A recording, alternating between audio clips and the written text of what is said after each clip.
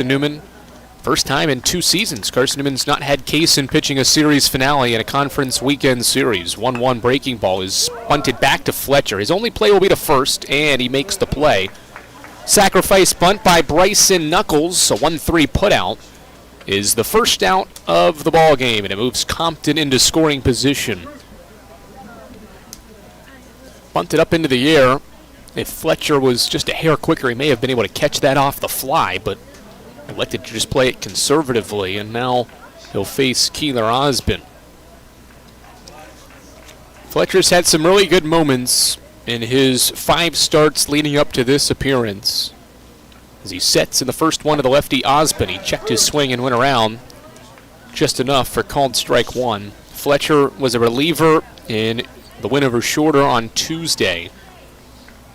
He's got 2 separate starts this year in midweek games of scoreless baseball.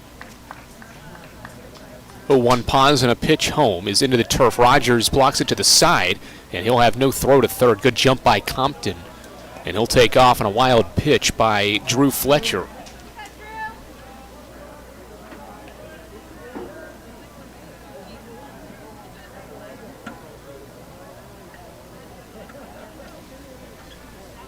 A ball and a strike on Osbin with a runner at third here in the first for the Wolves. Another check swing, but a strike anyway issued in by Fletcher, and it's 1-2.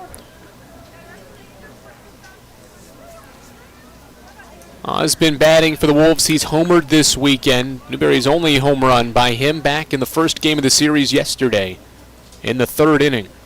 1-2 from the rookie is grounded sharply to short. Sebastian Rodriguez has it. Eagles will trade a run for an out. On the ground ball to Rodriguez, it's short. Game's first run scored in the opening inning, and it's 1-0 Newberry. 2 away now for Josh Bandy. Here's the rest of Newberry's batting order in this series finale. Finn McLaughlin is after Bandy. Campbell McCurry is the starting catcher in the 6th spot. Parker Murgo makes his first appearance of the weekend with Chandler Mims and Lugo rounding out the Newberry order as Fletcher misses outside for ball 1 to start Bandy's at bat here in the finale with 2 away. 1-0 fastball, a jam shot, a slow roller to first. It is a foul ball. It veers just foul as Logan Floyd was approaching the ball as it got near the first base bag. Defensively for Carson-Newman, a couple changes. We mentioned Sebastian Rodriguez. It's his first game in the field this weekend. He's at shortstop. Aiden Gibson back at third base after ending the first game of the day at short. Maddox Green, Braxton Smith, Bradley Soto Diaz left to right in the outfield. Cole Nathan, Logan Floyd at second and first. And Jacob Rogers makes his first start of the weekend here in the finale. And he catches a high fastball from Fletcher to move the count to 2-1. Just the 10th start of the year for Rodriguez. 7th in the field, and Rogers also out there making his 10th start of the year. As Bandy's out in front of a breaking ball, just barely fouled it off for strike 2. Newberry, we mentioned Parker Murgo starting as the DH in the 7th spot. Just be his 6th start of the year. He only has 4 hits so far this season. 2 balls, 2 strikes here in the opening inning. Newberry leads 1-0. Fletcher's 2-2 is high and inside. Bandy has to get out of the way of the inside heater. And the count remains, or it goes full at 3-2.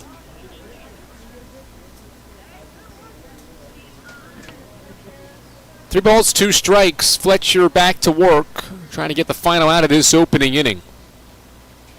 Slider popped up high and out of play. Rogers lost the mask, but sees it land out of play.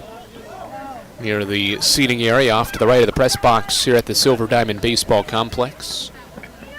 And Fletcher will ready up for another payoff to Josh Bandy.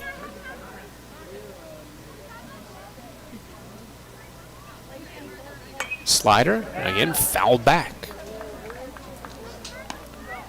7 pitch at bat so far from Bandy with 2 away in this series finale.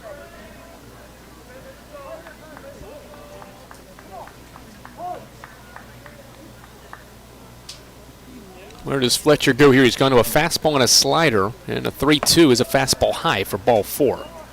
Well-earned walk by Josh Bandy. 8 pitches to reach first base with 2 away, and now it's Finn McLaughlin.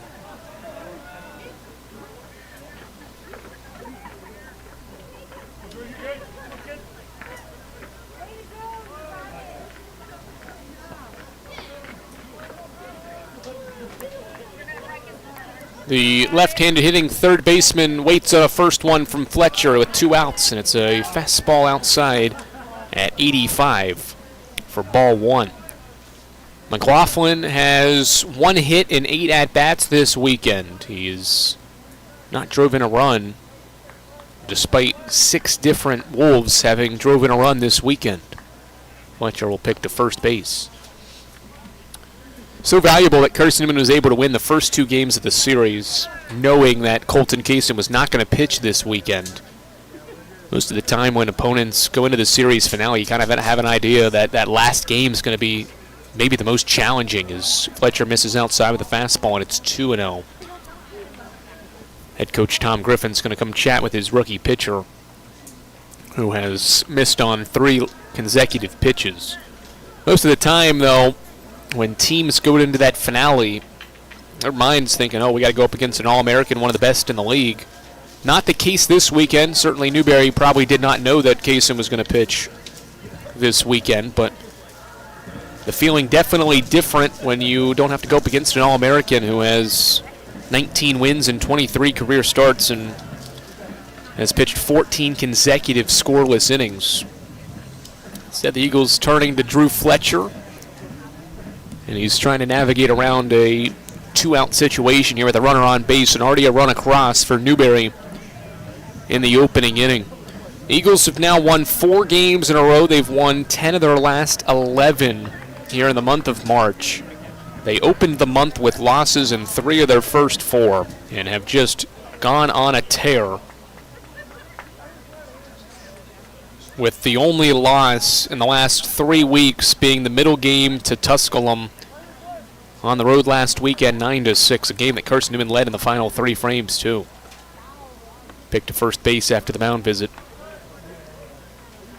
In fact, Carson-Newman's losses in the month of March are just 4, and they're all by 3 runs or less. Carson-Newman's worst loss of the year is a 5-run loss to Anderson in the series opener on February 28th as Fletcher goes back to first again.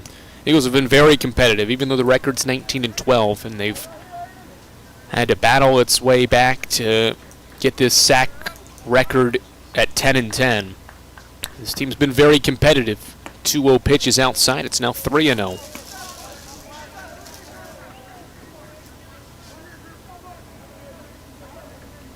One of these 2 teams will have 20 wins by the end of the game. Both teams at 19 wins for the year. 3-0 pause for Fletcher. And he misses again well outside. 5 straight have missed the zone here by Drew Fletcher in the opening inning. Has brought now Campbell McCurry to the plate. His 11th start of the year and his first appearance at the plate this weekend. He came in as a defensive replacement in the 9th inning of the game earlier today. Carson-Newman's already getting its bullpen active as Fletcher comes set. And the first one home is a fastball high. That's 6 in a row now that have missed the strike zone.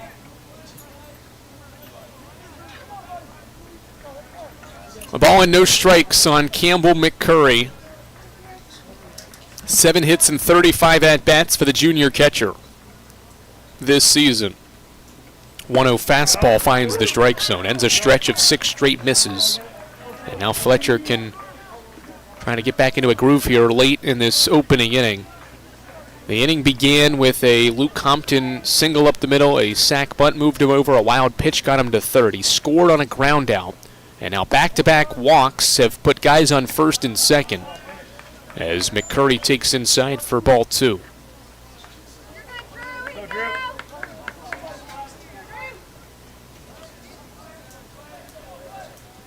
The righty Fletcher comes set with 2 on and 2 out in the first. Fastball chopped to short. Rodriguez attacks it, fields on the run, and throws to first, inning over. Much needed defensive play made by the rookie Rodriguez to help out his fellow rookie Drew Fletcher. We're through a half inning. Newberry's got an early 1-0 lead before Carson-Newman comes to bat for the first time here on the Eagles Sports Network. Don't know what to wear on game day? Head over to shopseeandeagles.com for all of your Carson-Newman athletics gear. You can find clothing from Adidas, Columbia, Nike, and Under Armour to cover you from head to toe. ShopSeeingEagles.com also has duffel bags, backpacks, jewelry, pet supplies, and gifts. Don't waste any more time. Prove you are the ultimate Carson-Newman fan with the official gear of the Eagles at ShopSeeingEagles.com. Visit today. Dorm food got you down? Need a home-cooked meal? Then Lisa's Country Kitchen is for you. Lisa's Country Kitchen has been feeding Carson-Newman students for 15 years. Lisa's has a family-friendly atmosphere all day long. From the morning with her $2.99 breakfast specials to dinner with Lisa's fresh, never-frozen steaks. Carson-Newman students get a 10% discount with their student ID. Lisa's Country Kitchen on Route 92 off Old Andrew Johnson Highway. The best food for the best prices. 1-0 Newberry after the top of the first. Here's Carson-Newman's lineup that will begin the home half of the first inning. Leading off for the Eagles, back in the lineup after not playing earlier today is Colton Evans. He'll DH again. Maddox Green makes his second straight start in left. Logan Floyd, a near 400 hitter, hits third again. Bradley Soto Diaz in the cleanup spot. Cole Nathan bats fifth. Sebastian Rodriguez, after his walk-off sac fly, will hit sixth. Braxton Smith, Aiden Gibson, Jacob Rogers, 7 through 9 for Carson-Newman. Gibson headlines the lineup for Carson-Newman. He's got 5 hits to lead the way for a Carson-Newman offense that has 20 hits in 2 games, with 15 of those coming yesterday in the victory. That lineup to face Will Rissmiller for Newberry in this opening inning. 24 2/3 innings for Rissmiller this season. This will be his 3rd start of the year. 3 wins, no losses for the 5'11 freshman out of Isle of Palms, South Carolina, and Bishop England High School. Rissmiller, a 4.7 earned run average, 24 2/3 innings pitched, 18 walks to 13 strikeouts. The freebies have limited his success, 25 total, 18 walks, 7 hit batters as a freshman this season. He has allowed at least a run in 5 consecutive outings. And he goes to work against Colton Evans to open the home half of the first in a 1-0 game. Evans shows bunt, pulls it back, and takes ball 1 away from Rissmiller. Carson-Newman's got to feel pretty good, certainly after you win the first 2 games of a series, but also knowing that you won 2 games against 2 really good Newberry pitchers, as Evans takes a strike. Nick Rydell deserved to win that game earlier today. He was terrific. 7 1/3 scoreless. All the runs that scored on him in the 8th were charged to him, but they were unearned runs because of 2 fielding errors by Newberry. High breaking ball, 2-1. Tough luck loss for Newberry. Rido takes a no decision in the contest. It's Caden Hansen that lost the game in the 10th. Certainly a game Rido, though, pitched well enough to win.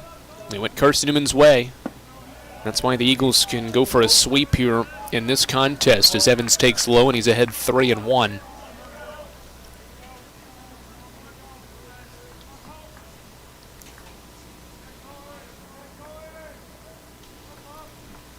(3-1) runs inside. It's a 5-pitch walk to open the home half of the first for Carson-Newman. And now Maddox Green. Right on cue. We talked about Rissmiller's inability to be consistent in the zone, and right on at the start of the game, he misses with 4 of his first 5. And Newberry's got it. 2 guys jogging out toward the bullpen early on.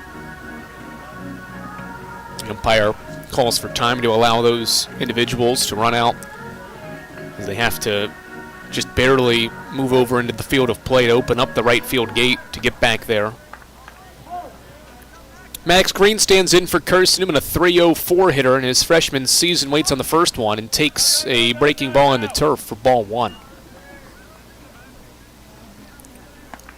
Green makes another start today, 1 for 5 earlier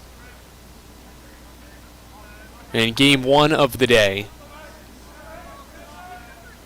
Making his 21st start in the Eagles lineup. Shows bunt again, takes a 1-0 fastball for a strike. That ends a stretch of 5 straight misses from the freshman righty, Rissmiller.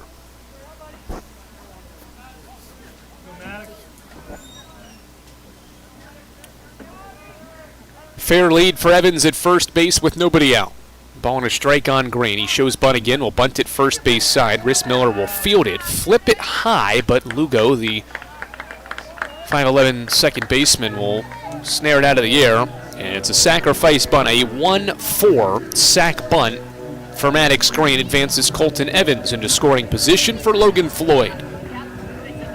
Carson-Newman's played a little small ball to counter Newberry's efforts so far. We'll see if it pays off for CN here as they bring their best hitter and top run producer in Logan Floyd to the dish with a guy in scoring position with 1 away.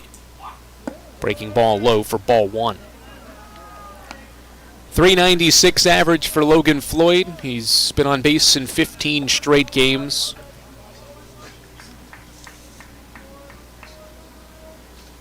Collected a hit in 4 at-bats in the game earlier today. Long pause for Rissmiller, down to 3 on the pitch clock. Now he offers a breaking ball that Floyd fouls back. Carson-Newman only has 1 series sweep this year. That was Emory and Henry 2 weekends ago on the road. 14-2, 12-0, and 5-3 victories against one of the worst teams by a record in the league this season. This one would obviously mean much more because you would have the opportunity and would have swept a team that was 8 games above 500 Adam Cavalier, and play happy it to during have the you weekend. back here at the Vicky Kazee Hollifield Softball Complex. Hopefully you were enjoying the dulcet tones of Andrew Rogers and Carson-Newman baseball in the series finale against the Newberry Wolves. We are off and running with a 5-4 putout on a bunt attempt by Nanny to start this game, and there's 1 away for the Lions. To begin the top of the first, Lorelei Spradlin is in the circle for Carson-Newman. Spradlin's 4-0 with a 3.13 ERA. The righty winds and delivers to Bree Weimer, who swings and bounces the ball into the hole at short. On the second hop, Smith fields, low throw to first, scooped by Bailey. And quickly there are 2 away on 2 pitches. Spradlin, opponent's hitting .313 off of her 15th appearance and 10th start. 44 2/3 innings of work, has walked 22 and struck out 19. Pitches well to contact as Sadie Cecil stands in, hitting .441, and she takes the first pitch strike above the knees, 0-1. Begin her at bat. Cecil, 1 for 2 with a walk in game number 1. She moves up to the 3-hole in this game. Spradlin, the 0-1 offering. Cecil takes her a strike on the outer half, and it's 0-2. 1 change in the field for Carson-Newman defensively. That's Shelby Armstrong in place of Reese Winchester at second base.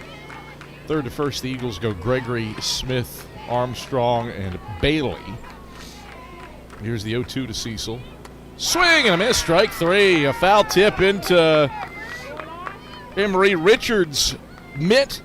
Spradlin strikes out Sadie Cecil for her 20th K of the season. And the Eagles send the Lions down in order in 1-2-3 fashion in the top of the first. No score after a half inning. This is the Eagle Sports Network. When you're sick and tired of fast food and need a fresh home-cooked meal, turn to Lisa's Country Kitchen. Lisa's been cooking up her fresh, never-frozen food for the Lakeway area for more than 15 years. Lisa's cares about her customers. You may enter a stranger, but you'll leave a friend. From foot-long hot dogs to juicy steaks, Lisa's has the best food for the best prices. Lisa's Country Kitchen on Route 92 off Old Andrew Johnson Highway. The best food for the best prices. Serving East Tennessee for 40 years, Magaha Electric is the perfect choice for all your electrical projects. Magaha Electric specializes in commercial, retail, manufacturing, residential, and industrial contracting needs. Magaha Electric can provide superior service, technical know-how, and realistic budgeting for any size project in a timely, cost-effective manner. Visit MagahaElectric.com for all your electrical contracting needs. Magaha Electric, your East Tennessee electrical contracting source.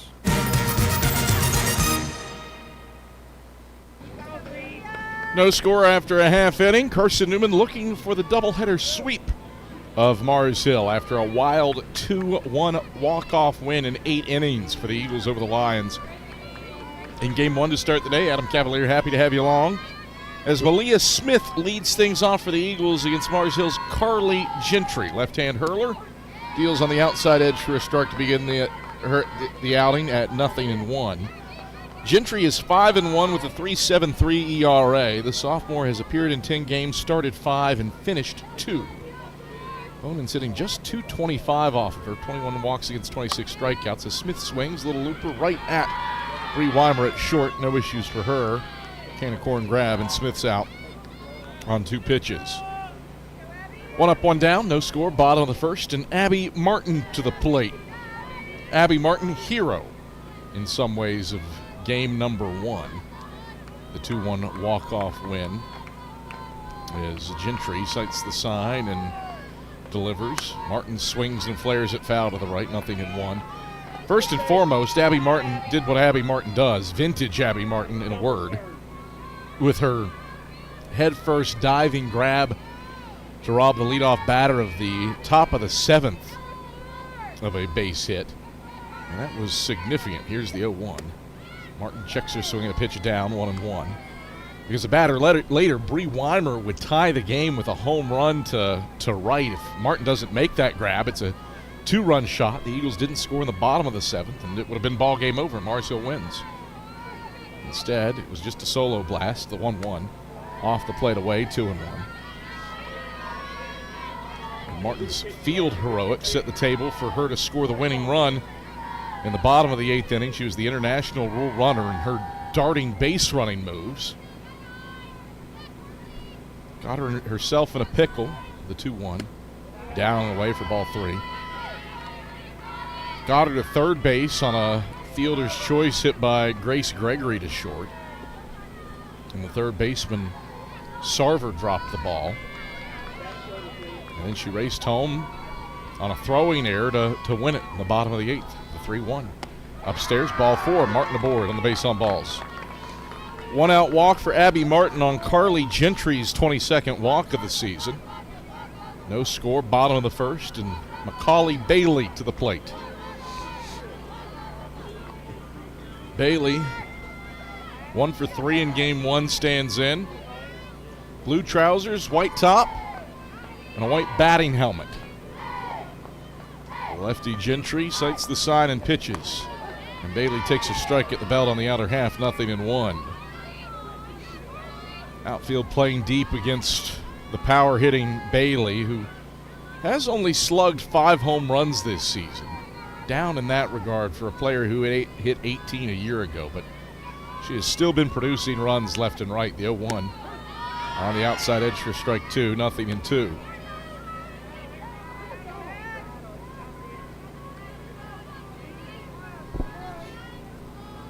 Eagles going for the sweep against the Lions. Carson-Newman baseball also going for a sweep against the Newberry Wolves. The 0-2, Martin on the move, pitch upstairs. Martin off and running. Got her dead to rights.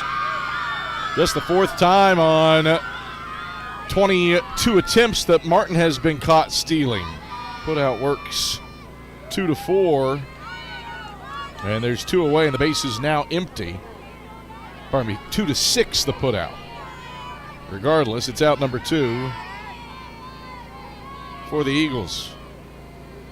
1-2 to Bailey. The pitch, swing and a miss, strike 3. Carly Gentry works through the minimum. Got a walk, but Martin erased on the base paths. And it's 3 up, 3 down for the Lions in the bottom of the first. No score after an inning. Schulter, Hodges, Grimes, the plate for Mars Hill after this on the Eagle Sports Network. There's something about a small community that unites us, whether it's cheering on our favorite team or the way we come together in a crisis. Small communities are made up of people with big hearts. We're dedicated to hard work and innovation through sunny days and stormy nights. AEC is always here, powering the people and the places that make our community a spectacular place to call home.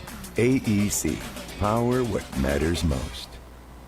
Insurance, it's about people, not things. It's about security. It's about confidence. It's about relationships. It's about trust. It's about you. As a local independent agent, Bible Insurance Agency can design an insurance program that's just right for you and your family. Give the people you love safe, sound, secure protection from Auto Owners Insurance. Call Bible Insurance Agency 423-586-4320 or go by 1600 East Andrew Johnson Highway in Morristown.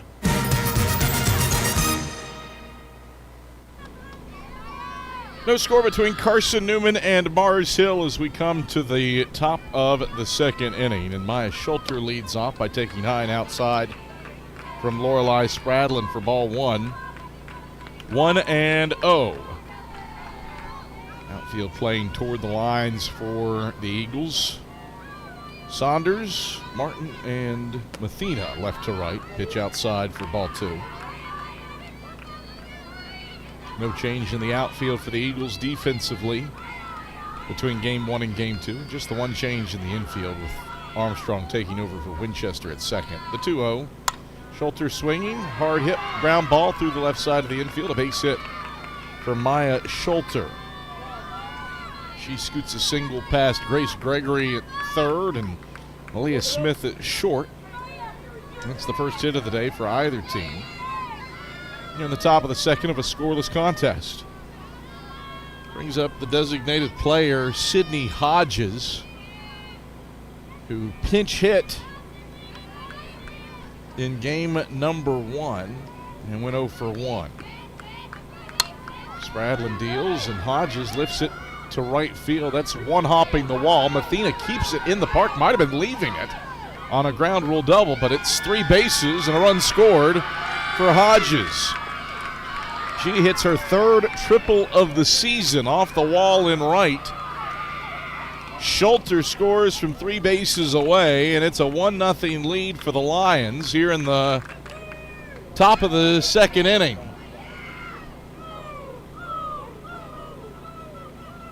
Carson-Newman comes in to have a chat with Lorelei Spradlin.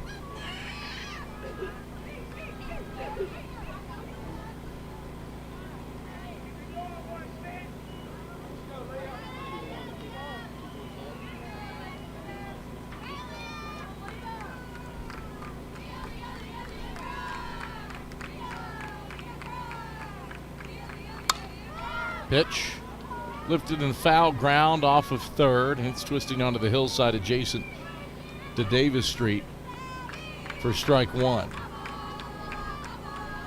0-1 to Leah Grimes.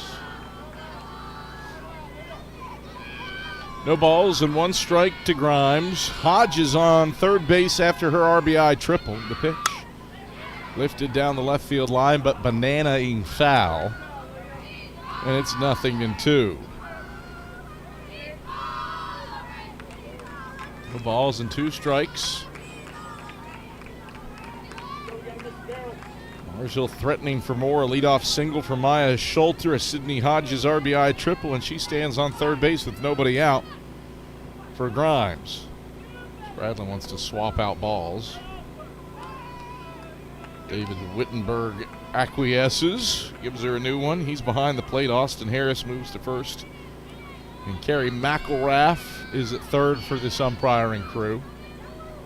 0-2. Hit foul to the netting. No balls and 2 strikes to Leah Grimes, who was 0 for 1 with 3 walks and a strikeout in game number 1.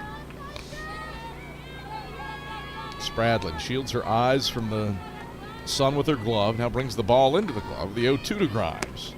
Off the plate away for a ball, 1-2.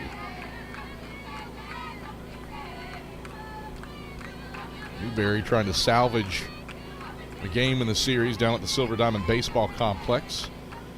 Eagles and Wolves tied in the final game 1-1 after an inning, the 1-2. Lifted in the air to left. Saunders came in initially, now retreats to the line, grabs it, tagging from third is Hodges. She will score standing.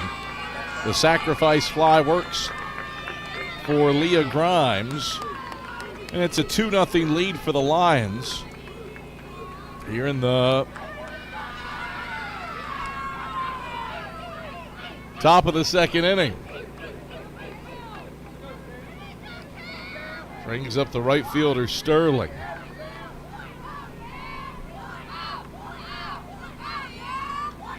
Eli Spradlin pitches, and Sterling takes low for a ball. It's 1-0.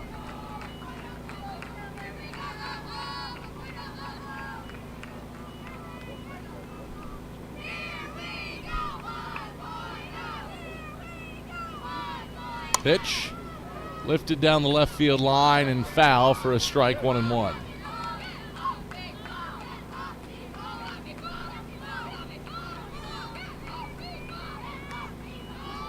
One ball and one strike the count. Mars Hill stake to a 2-0 lead here in the top of the second. Bases empty for the Lions, though, after a single, a triple, and a sac fly. Sterling calls for time. Sterling 0 for 3 in game number 1. Spradlin pitches. 1-1. Sterling lifts in the air to deep left field. Retreating back is Saunders. She settles under it in front of the warning track by a step, and it's a noisy out number 2 for Sterling. Back-to-back putouts for Addie Saunders in left. And there's 2 out and the base is empty, but damage already done here in the top of the second for the Lions.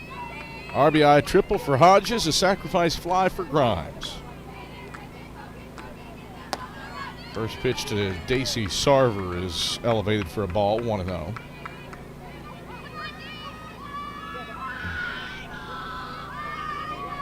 Spradlin checks her wrist. Here's the 1-0. On the outside edge for a strike, it's 1-1. 1 ball, 1 strike, 2 outs. Base is empty, top of the second. Lions with their first lead in the doubleheader. Spradlin, the 1-1.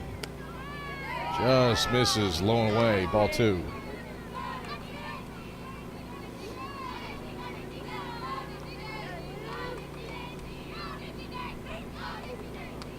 Two balls and 1 strike with 2 away. The pitch, low and away from Spradlin, 3-1.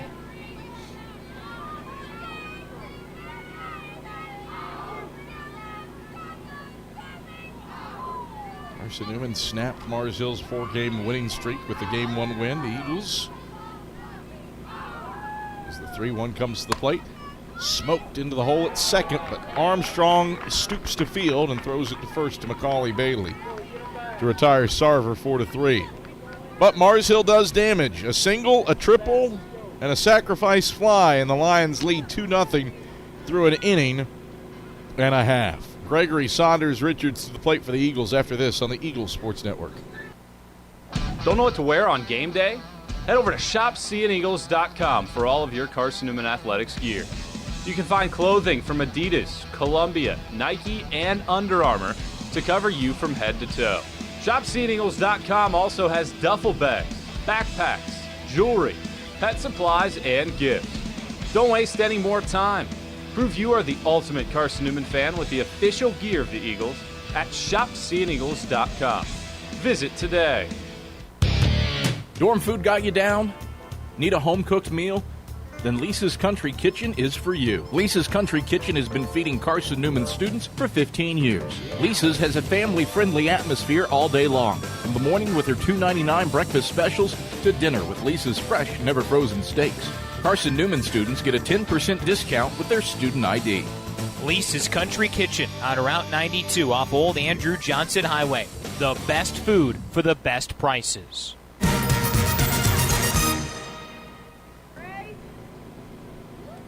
2-0, Mars Hill leads Carson-Newman, and Carly Gentry goes back to work in the circle for the Lions against Grace Gregory. As Gregory swings at the first pitch, it's lifted down the right field line and it is foul and out of play. 0-1 to Grace Gregory. 2-0 Lions. The Sydney Hodges RBI triple to right, Aaliyah Grimes sacrifice fly. The reason for this 2-0 Lion lead here in the home half of the second, with the wind blowing out to right under sunny skies. The pitch outside to Gregory, 1-1. Top of the second inning, down at the Silver Diamond Baseball Complex. Carson-Newman and Newberry are in a 1-1 ball game. There's 2 out, and the Wolves have just hit a single through the left side to give the Newberry club 2 base runners. Pitch, Gregory sends it foul to the right, 1-2. Eagle baseball under the direction of Tom Griffin, going for a series sweep against Newberry. They've already won a series for a 3rd straight year against the Wolves for the first time in a decade and a half. The 1-2. Outside for ball 2, 2-2.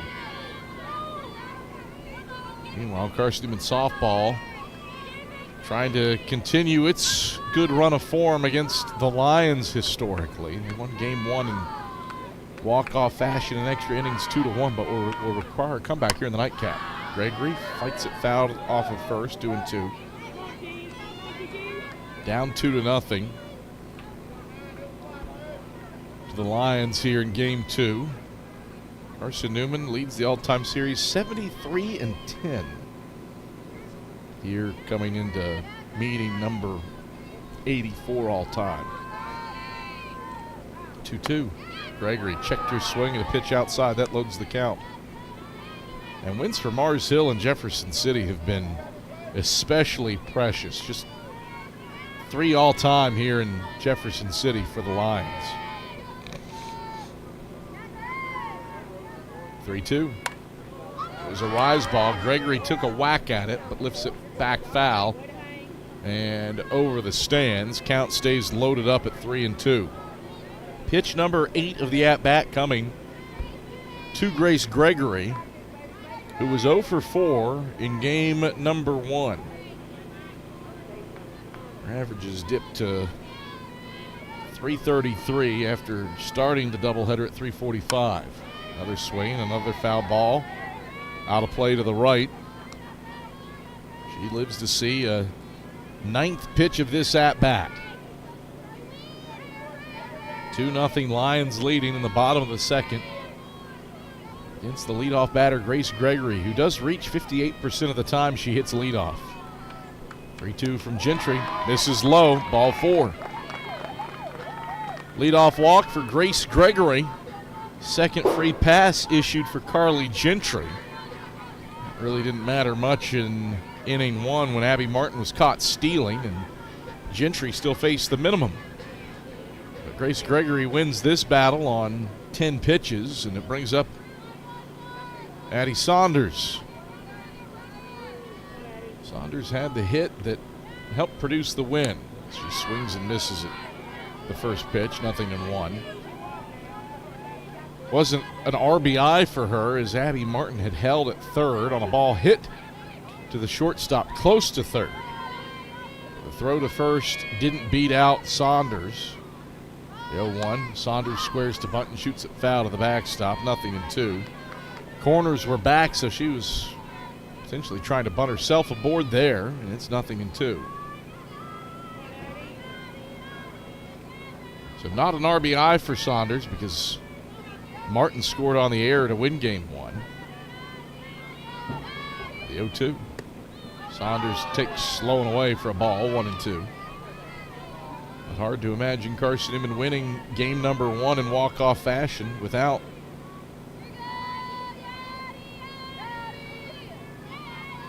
that base hit. 1-2. Saunders chases a rise ball, sends it foul to Davis Street. This ball, it mercifully hit the power lines. That had the sunroof on a red minivan in its tracks. Saved by Appalachian Electric Cooperative. 1-2 to Saunders. Hit fouled in the netting. Ball and 2 strikes. You know, people have developed some sense over the years. And it might be because the big yellow signs littered on Davis Street that say, "Don't park here unless you want your windows smashed."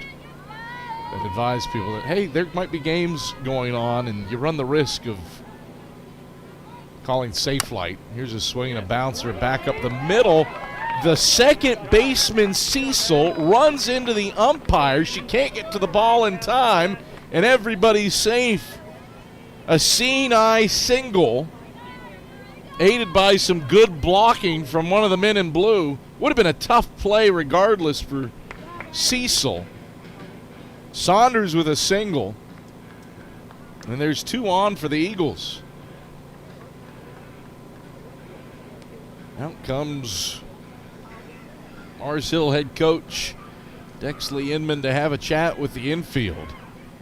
Eagles have gotten the first 2 batters to reach here in the bottom of the second, trailing 2-0. A walk to Gregory, and Saunders with a seeing eye single back up the box.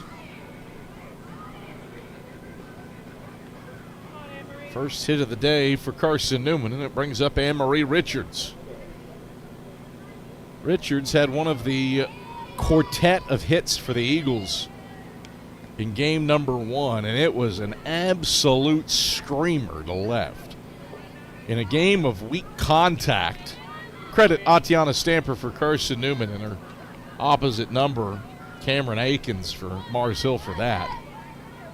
In a game of weak contact, Richards had the lone true hard-hit ball of the day. Lefty Gentry contending with traffic. Corners creep in. Middle infield playing in a couple steps as well toward the base paths. The first pitch, Richards squares to bunt, shoots it right back to the circle. Throw to first, gets away.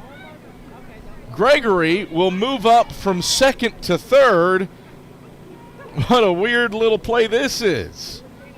All right, so Richards fails to lay down a sacrifice bunt. She lines out to the circle. Saunders stays put at first, but Gregory moves to third on a throwing error. It's out number 1, runners on the corners, and a 5th error in the doubleheader for the Lions, their first of game number 2.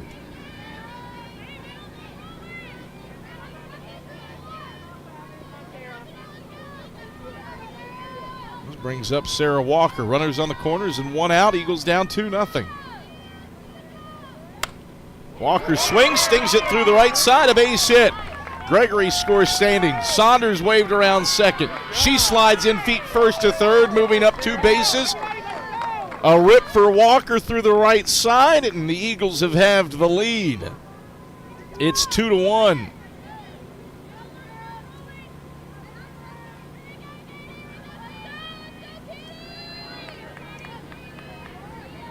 Runners on the corners still. Katie Mathena to the plate. 1 out. Saunders on third, Walker on first, and Gentry back to work. First pitch hit foul to the netting behind home plate. It's 0-1. Sarah Walker has countered with an RBI single through the right side to cut the deficit to a run. Fly ball still scores a run and would tie the game. Mathena takes away, ball 1.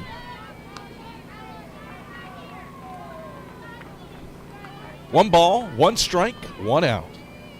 Adam Cavalier, glad you've joined us on a sunny Saturday on the banks of Mossy Creek. Our director and replay operator, Ian Johnson, an absolute maniac, doing all he's doing in his chair to the left. The 1-1. Mathena swings and misses. 1-2. Ian directs, runs graphics, punches up the cameras. He is an absolute madman with what he does for these solo games. And our fantastic camera crew as well. Itzy Ayala, Emma Bowling, 1-2, hitting the air to right. Sterling giving chase into foul ground, but it drops to keep the count of the ball in 2 strikes. Sterling probably always going to let that one drop. If she caught it, it would have easily scored Saunders.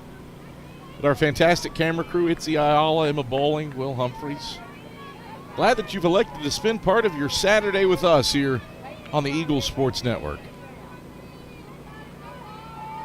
Gentry 1-2, the pitch.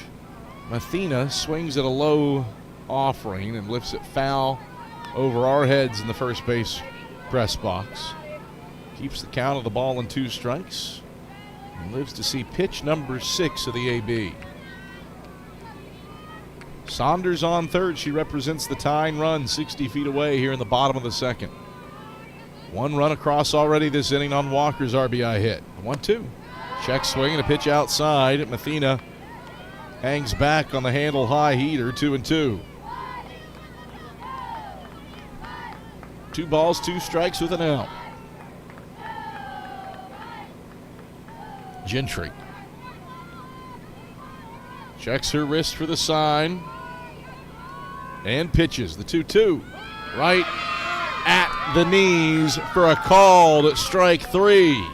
Carly Gentry has her 28th strikeout of the season, her second of this game, and there's 2 out with runners on the corners, and Shelby Armstrong to the plate.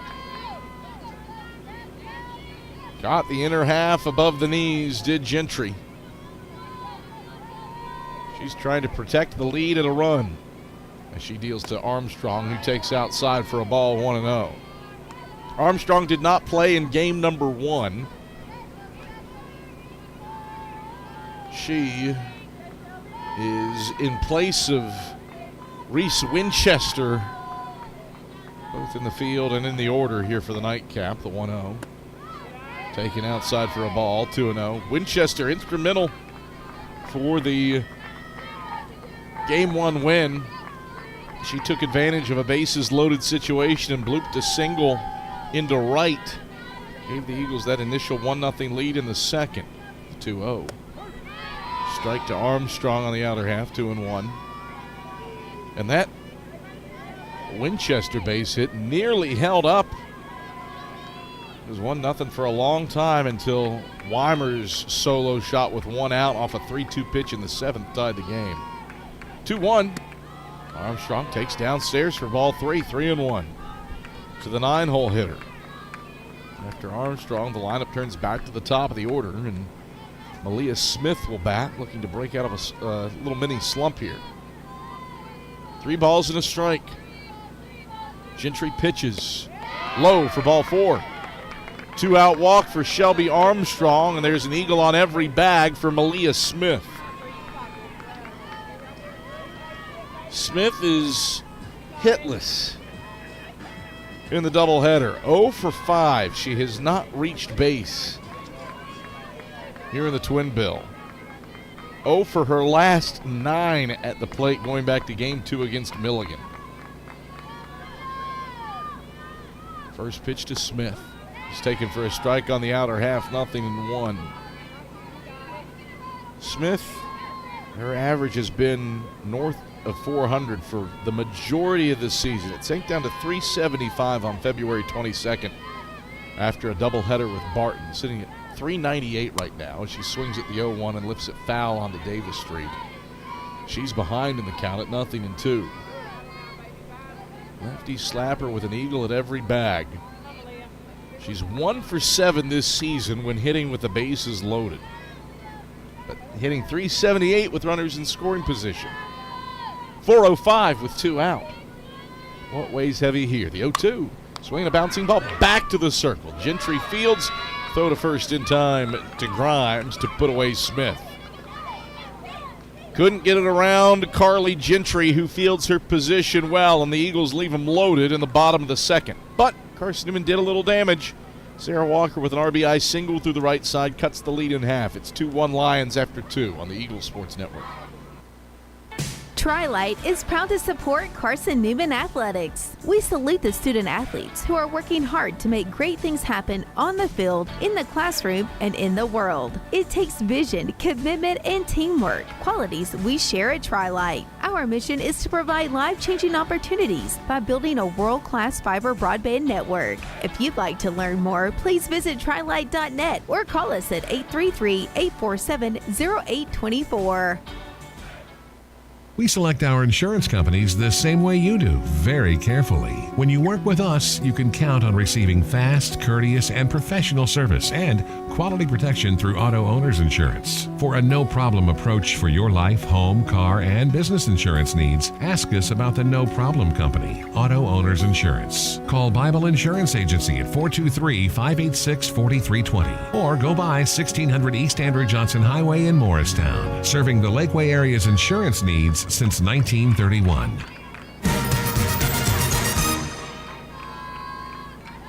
Riley Waters leads off the top of the third for Mars Hill by taking outside from Lorelei Spradlin for a ball 1-0.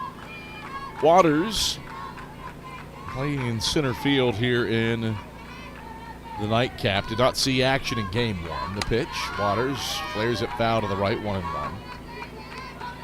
Waters is hitting .350 this year. 14 hits and 40 trips to the plate.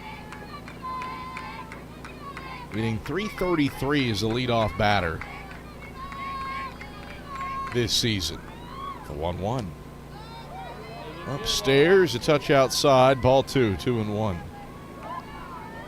2 runs off of 2 hits and an error for the Lions. 1 run off of 2 hits and no errors for the Eagles. Carson-Newman left the bases loaded in the bottom of the second. The 2-1.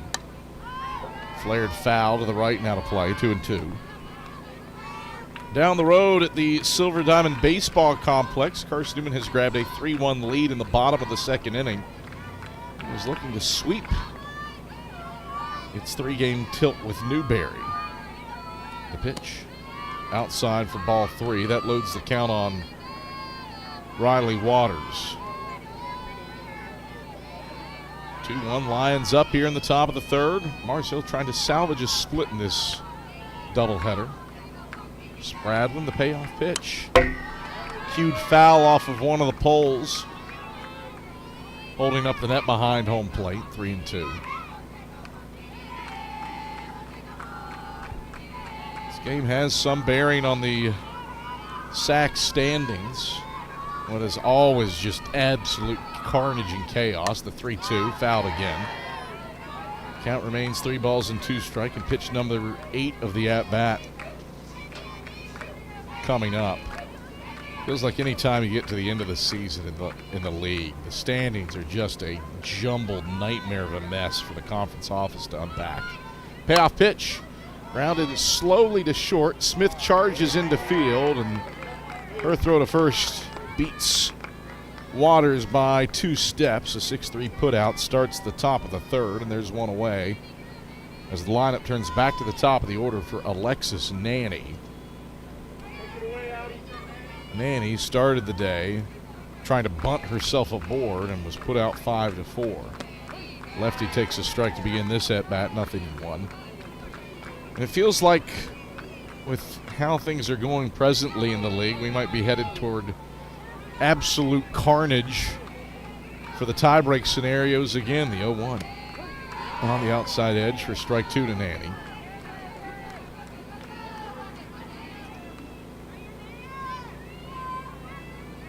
You have Lenore Ryan, who's unbeaten atop the table, the 0-2. Bounced foul off of third. Count holds at 0-2. Mars Hill has been handed its second loss today. Eagles would love to add a third and sweep this doubleheader. And should that happen, you would have 7 teams with 4 or fewer losses in the league. The 0-2. Bouncing ball back to the circle. Spradlin knocked it down. She can't pick it back up. And Nanny is aboard safely. That was a tricky play for Lorelei Spradlin to make. It was hit right back to her. But it is tough to field your own position. It'll be a base hit to the circle for Nanny. A 1-out single. And now a first pitch strike to Bree Weimer, 0-1.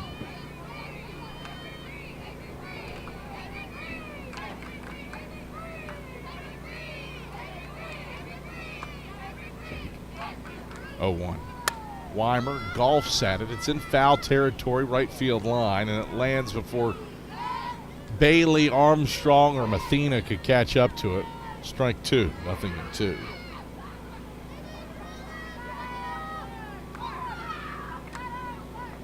Mars Hill, Anderson, and Catawba all with 2 losses. Anderson's in second in the standings. The 0-2 change up, looped foul to the right and out of play. But the Trojans have played 2 more doubleheaders than either Mars Hill or Catawba. And so they've got a 2-game lead on the Lions and the Indians with 4 games in hand on those 2. Carson-Newman sits in 5th at 7-4. Here's the 0-2. Weimer, line drive, right center field. Abby Martin ranges over, reaches up and plucks it from the sky at shoulder height in the right center field alleyway for out number 2. Nanny still on first, and Sadie Cecil to the plate. She struck out to end the first. Plenty of games have already gone final today around the softball diamonds in the league as Spradlin deals to Cecil. A strike at the knees, and it's 0-1. Anderson had needed extra innings to beat UVA Wise on the road, 8-5. Game final in 8. Lincoln Memorial beats Newberry at home, 9-5. The 0-1. Cecil swings, laser beam out to center field. Martin back to the warning track, and she makes the grab 3 feet in front of the wall to retire Cecil on a noisy final out of the frame. Eagles work around the base hit for Nanny off of Spradlin. Lions leave their first runner stranded. Carry a 2-1 lead to the bottom of the third with Martin, Bailey, and Gregory due up after this on the Eagles Sports Network. How do you know you're in a community, not just a town? Well, strangers smile as they walk by. They refill your coffee without you asking. And when you ask directions, people offer to walk you there. Communities give more. The way you know when you walk into First Bank that you are in a real community bank. Great products, direct access to your local bankers, and relationships that can last a lifetime. Don't just have an account. Have a community with First Bank. Member FDIC. At InterDigital, we strive to be a leading provider of cutting-edge digital and marketing solutions. At InterDigital, we want to help our clients find success. Our team of technology gurus work together to ensure InterDigital continues to progress forward as technology advances. At InterDigital, we make technology work for you. Visit interdigital.com for IT support, web development, virtual tours, graphic design, internet marketing, mobile app, and film production services. InterDigital, laser focused on your success.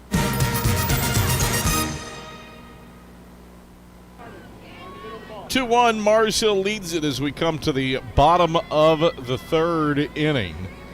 Both teams doing their damage in the second with 2 for the Lions and 1 for the Eagles. And now Abby Martin leads things off for Carson-Newman here in the home half of the third by taking low for a ball to begin the at-bat, 1-0. She represents one of 3 walks on the day for Carly Gentry. Unfortunately for the Eagles, the timely hits have evaded them here throughout this doubleheader, the 1-0. This is low and away for ball, 2-0. Carson-Newman 2 for 14 with runners in scoring position for the doubleheader. 1 for 4 here in the nightcap, the 2-0. Martin takes a strike at the belt on the inner half, 2-1. Carson-Newman looking for the sweep in the season series. In the doubleheader with the Lions, they would need to rally to pull it off after winning game 1 2-1 in extra innings. The 2-1. Martin takes a whack at it and tips it foul off of Maya Schulter's mask. 2-2. That would go a long way, giving you the scores from around the sack before the break. Tusculum, the winners at Wingate 2-0 in game one of the doubleheader there. Catawba shuts out Emory and Henry 3-0. The 2-2. Martin's swing, line drive, right center field. That's down for a base hit for Abby Martin. She's aboard for a second time here in game number 2. Her 49th hit of the season. And the leadoff batter aboard for Carson-Newman for a second consecutive inning, with Macaulay Bailey to the plate. Bailey. She can give Carson-Newman the lead with one swing of the bat. As Gentry pitches, and Bailey was looking for it. She wailed away at that one, but came up empty, 0-1. 53 career bombs for Macaulay Bailey, 240 career RBI, but a strikeout swinging her first time up against Carly Gentry. Lefty pitcher rocks and fires the 0-1, and Bailey hits it foul to the backstop, 0-2. Lenore Rhine run-ruled Coker at home 10-0 earlier today. And the game 2's in action. LMU up 5-2 in the bottom of the third against Newberry. LR out to a 2-0 lead on Coker. ENH and Catawba are scoreless. The pitch outside of Bailey. 1-2. No score as of yet from Tusculum at Wingate. In the nightcap of that one, nor from Anderson at Wise. 1-2 to Bailey. Gentry twirls it up. Bailey swings and misses. Came up empty on the rise ball. She's down on strikes for a second at bat against Gentry, and there's one away. 2-1, Lions up bottom of the third. Abby Martin on first base for the Eagles, and Grace Gregory comes to the plate.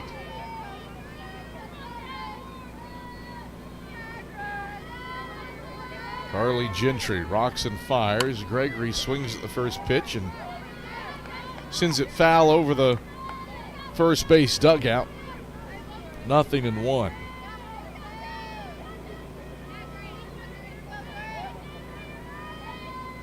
Gregory walked and scored a run for Carson-Newman the last time up. Pitch upstairs for a ball, 1-1.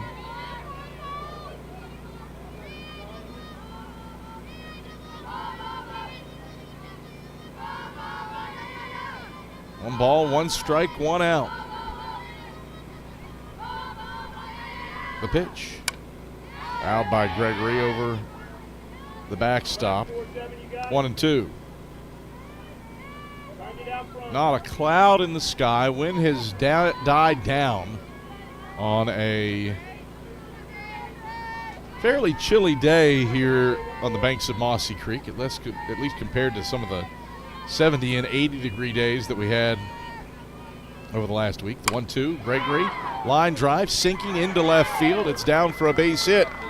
Nanny stayed back and waited on it, and she was playing so deep that it falls in for a base hit. If she's at normal depth, she's got a routine line drive out on Grace Gregory. Instead, didn't want to risk diving and allowing a potential inside the park home run for Grace Gregory.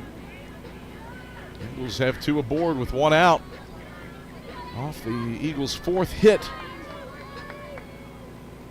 against Carly Gentry. Brings up Addie Saunders, who singled up the middle, a seeing eye single her first time up.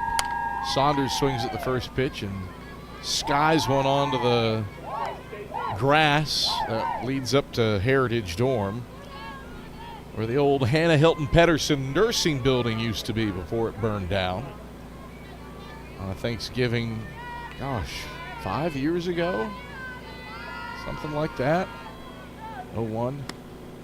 Outside to Saunders, 1-1. One ball, one strike, one out. Traffic for the Eagles here in the bottom of the third with Martin and Gregory aboard. Off of a single to right and a single to left. The pitch. Saunders fouls it back onto Davis Street, 1-2.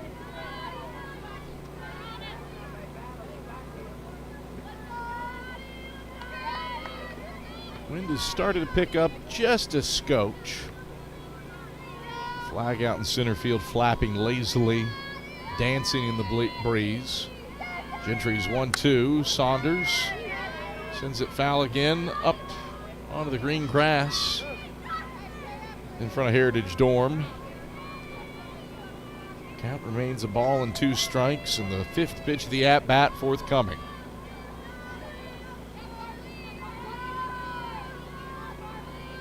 The 1-2. Saunders drive out to center field. Under it is Waters, tagging from second and sliding in head first to third is Abby Martin. Gregory stays put at first. Productive out for Saunders. Stroked it well, but right at Riley Waters, who makes the put out. But it's productive moving Martin over to third, and there's 2 outs and runners on the corners for Anne-Marie Richards.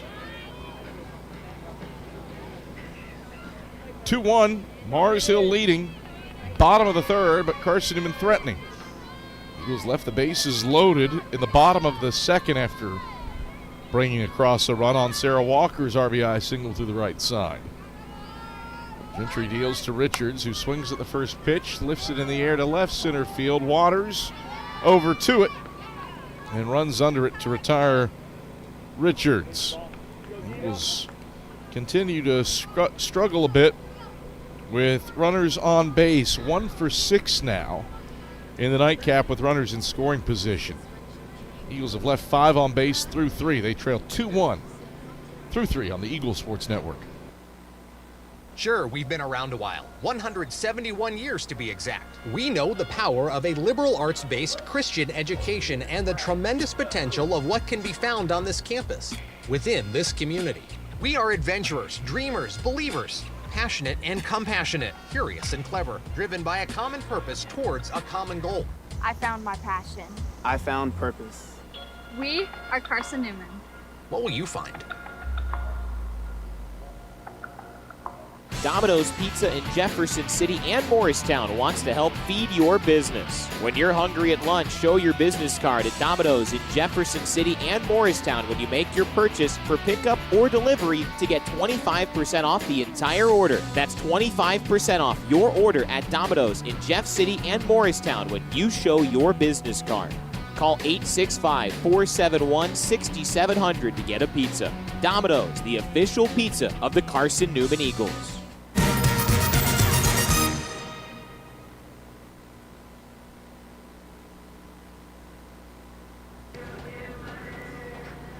New arm in the circle for Carson-Newman. The Eagles turn things over to Kalia Merritt in the circle. She takes the place of Lorelei Spradlin. Merritt's got a 4.45 ERA with a 2-1 record.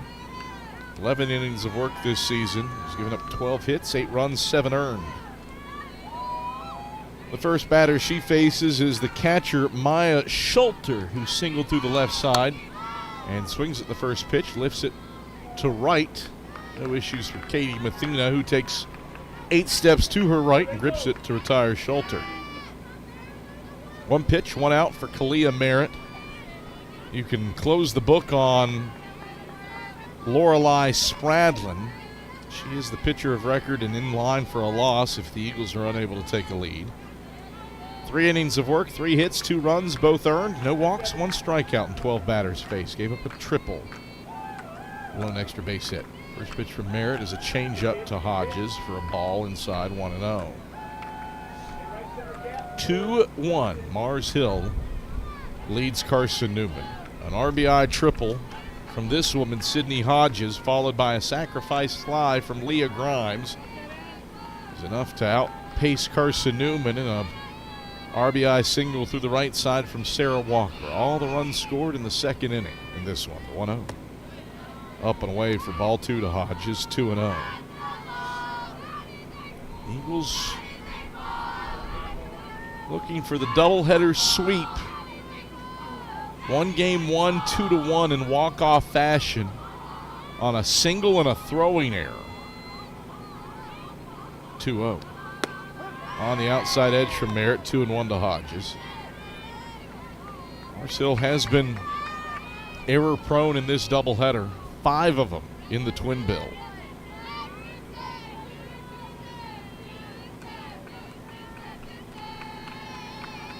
2-1. Swing, a bouncing ball to short. Smith fields the dribbler and throws to first to get Hodges by 3 steps. An F9, a 6-3 put out, and quickly there are 2 away here in the top of the 4th for Kalia Merritt. Brings up Leah Grimes, who did hit the sacrifice fly to drive in Hodges back in the 2nd. And that's the reason the Lions are in front 2-1 right now. And blowing in from center as Merritt pitches. And Grimes takes low for a ball, 1-0. Grimes officially just 0 for 1 at the plate in the doubleheader. Sacrifice fly, 3 walks, a strikeout to her name. The 1-0. 9 outside for a ball, 2-0. 2 balls, no strikes, 2 outs. Base is empty for the Lions in the top of the 4th with a 2-1 lead. Nary a cloud in the sky on a Chamber of Commerce day here in Jefferson City, Tennessee. The 2-0. Outside for a ball, 3-0. It might not be a Chamber of Commerce day for some in terms of temperature, but for those of us that wear shorts year-round and are built of sturdier stock, this is ideal weather. 3-0. Strike at the belt to Grimes, 3-1. You can just see, I don't know if it's waxing or waning, what phase the moon is in, but you can see it above the scoreboard of Berktar Stadium along the left field line, the 3-1. Swing and a tip foul by Grimes into Richards' mitt. That loads the count at 3-2. Not quite a full moon, not quite a half moon. Is that gibbous? Waxing or waning gibbous.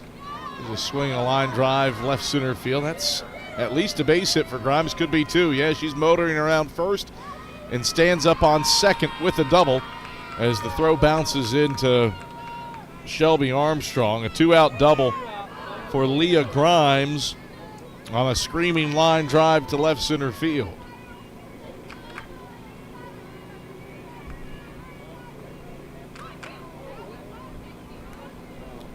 So a 2-out extra base hit for the Lions. Extends the inning and brings up the right fielder, Sterling. Sterling's 0 for 4 for the doubleheader and flied out to left her first time up. Merritt pitches. It's down and away for a ball, 1-0.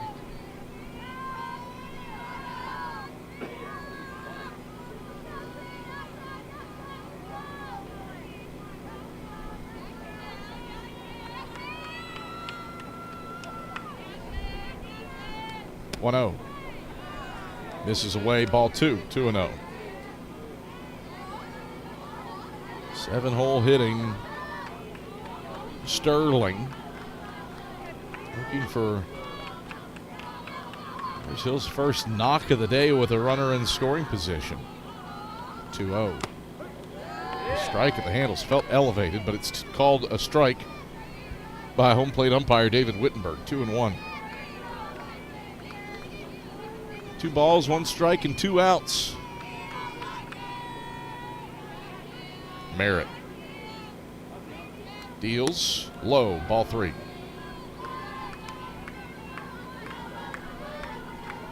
Carson-Newman softball soaking up the home games while it can. Eagles are on the road for their next 6 to start the month of April.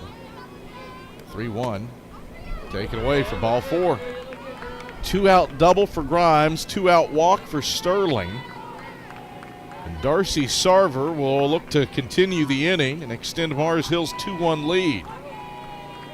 Out comes Anne-Marie Richards to have a word with Kalia Merritt.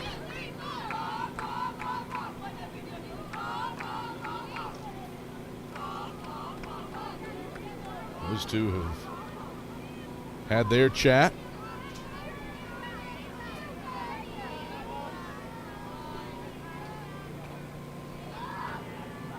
And Sarver climbs in. A ground out to second ended the second for the Lions in her first appearance of the game 2. She takes away for a ball, 1-0. Decent speed on the base paths for the Lions, with Grimes at second with 3 stolen bases on the year. Merritt, 1-0 offering. Swung on, grounded to Smith at short. She goes the short route to third to get the lead runner Grimes, and that ends the inning. Some traffic late, but Kalia Merritt deals with it. A fielder's choice and a 6-5 putout finishes the frame and keeps the deficit at a run for the Eagles. No runs, a hit, no errors, and 2 left for the Lions. They've stranded 3 through 4. 2-1 Mars Hill. Headed to the bottom of the 4th on the Eagles Sports Network. Domino's Pizza in Jefferson City has deals for Carson-Newman students. Bring in your valid student ID when you order for pickup or delivery, and Domino's in Jefferson City will give you a steaming hot large one-topping pizza for $4.99. That's a large one-topping pizza for Carson-Newman students for $4.99 at Domino's in Jeff City. Call 865-471-6700 to order. That's 865-471-6700. Domino's, the official pizza of the Carson-Newman Eagles. Okay, let's see. I'm ready to do this. Carson-Newman. It's been around since 1851. Lots of flexible online programs. Wow. World-class accredited academics. A faith and learning environment with professors who really care about me. A top 10 best value school. Carson-Newman gives $48 million a year in financial aid. This is the perfect place. I'm in.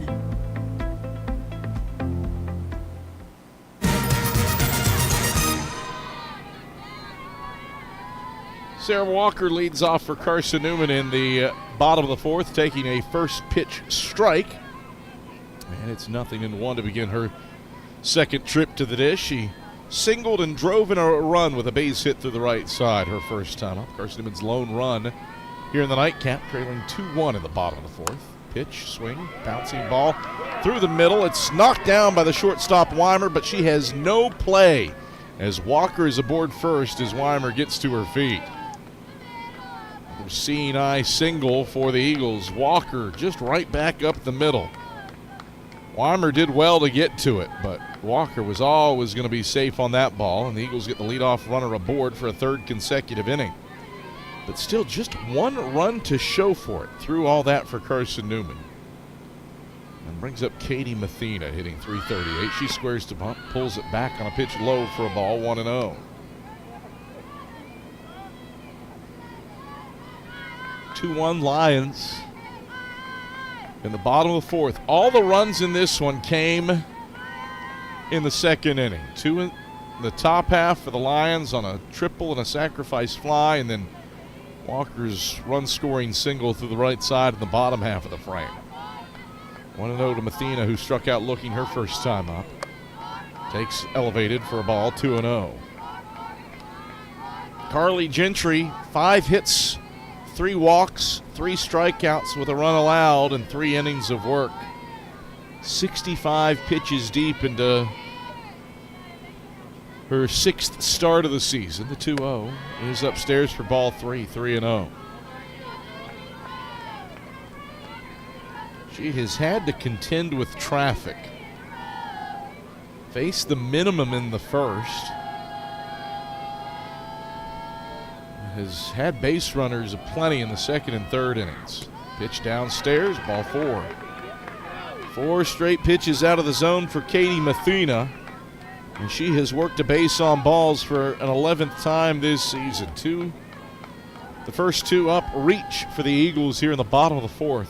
Tying run in scoring position for Carson-Newman and Shelby Armstrong.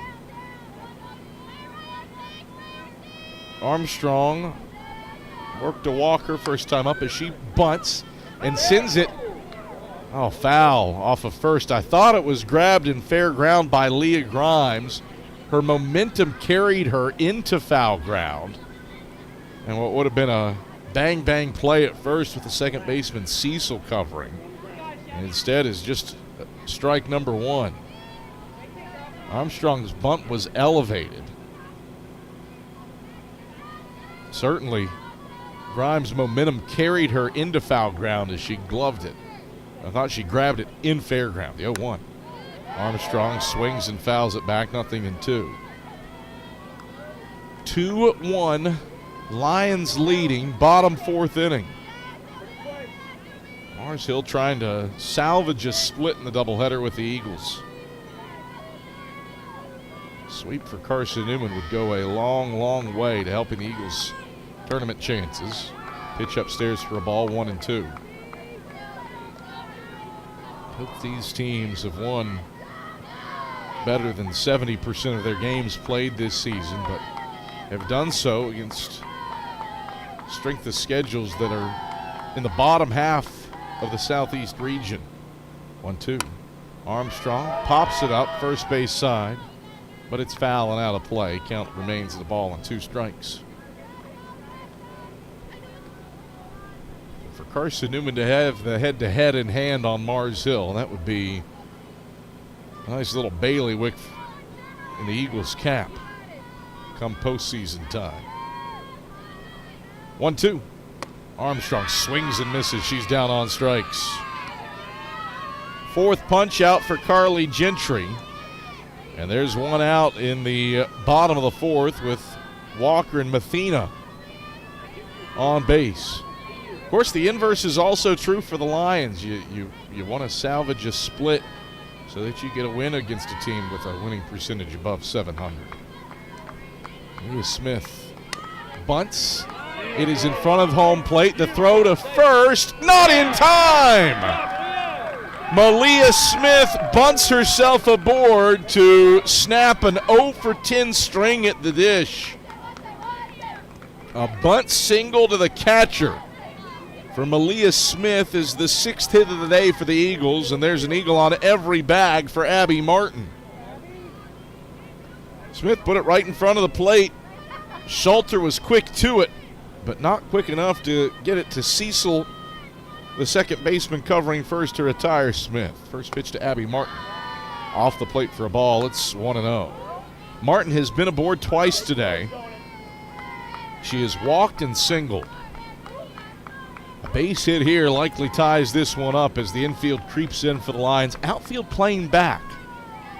Bloops would work it well here. Here's the 1-0. Low to Martin for ball 2, 2-0. Nowhere to put Abby Martin with Macaulay Bailey looming, who has struck out twice here in game number 2. 2-1 Lions, bottom 2nd, 1 out, bases loaded. Gentry pitches. Martin swings. It's a laser beam into center. Retreating back is Waters. She grabs it, but tagging and scoring is Walker. Abby Martin has tied the game with a sacrifice fly. Smith holds tight at first. Mathena moves over to third. And Walker scores standing. 2-2 ball game. We're all square. And it brings up Macaulay Bailey. Runners on the corners for Bailey. Looking for her first hit of the nightcap. Gentry deals and Bailey takes low. The ball got away from the catcher, Schulter.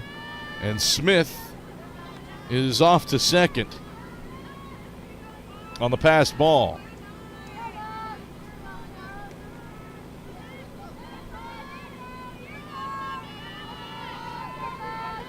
One and 0 to Bailey.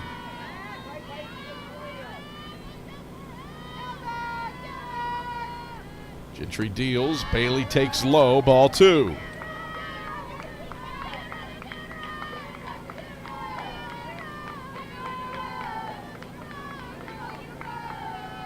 Two ball game, bottom of the 4th inning. 2 in scoring position for the Eagles.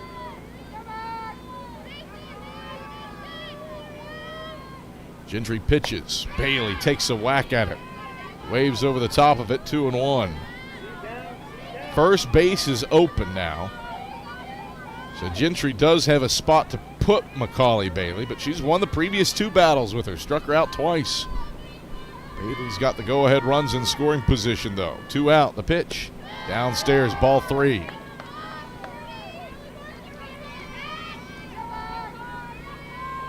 you're Carly Gentry, do you give something in the zone for the league's all-time runs batted in leader to think about? 3-1. Bailey sends it foul, and out of play to the right, 3-2. Count loads up on Macaulay Bailey. 6th pitch of the at-bat forthcoming, with Mathena on third, Smith on second, in a 2-2 ball game in the bottom of the 4th. The payoff pitch way upstairs. It gets away from the catcher's shoulder. Here comes Mathena to the plate. She slides in ahead of the tag from the pitcher, Gentry covering. Eagles lead on a base on balls and a wild pitch. 3-2. Carson-Newman is in front in the nightcap.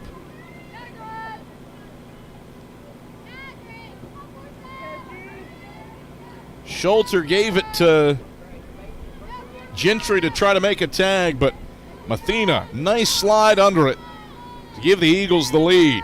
Brings up Grace Gregory. First pitch to her is taken low for a ball, 1-0.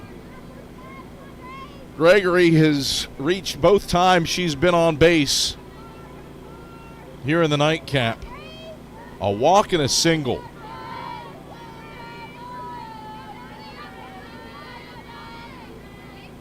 Gentry, the 1-0. Gregory takes away, ball 2, 2-0. 5 free passes from Carly Gentry.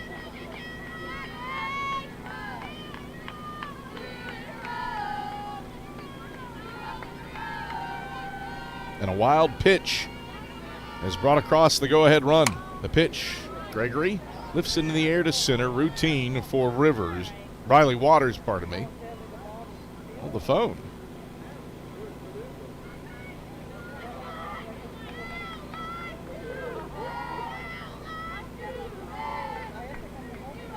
They're going to send Gregory back to the... Did a fan throw a ball on the field, returning a foul ball, or what happened there?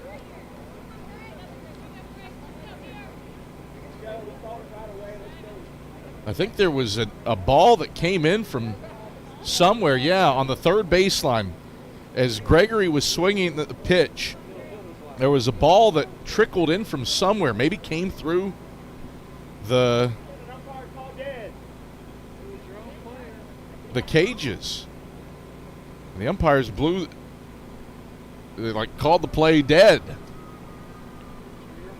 I think it came from Mars Hill's bullpen. Would have been the third out of the inning, but hold the phone just yet.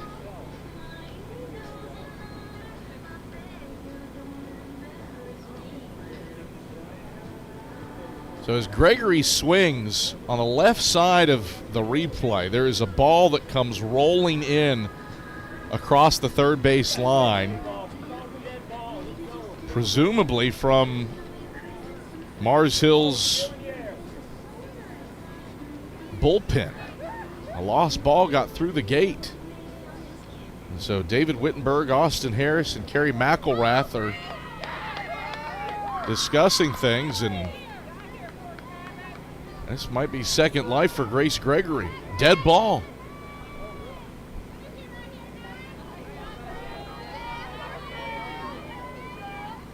Two and 0 to Grace Gregory. And she gets second life here. Eagles with a 3-2 lead with 2 across here in the bottom of the 4th. The pitch.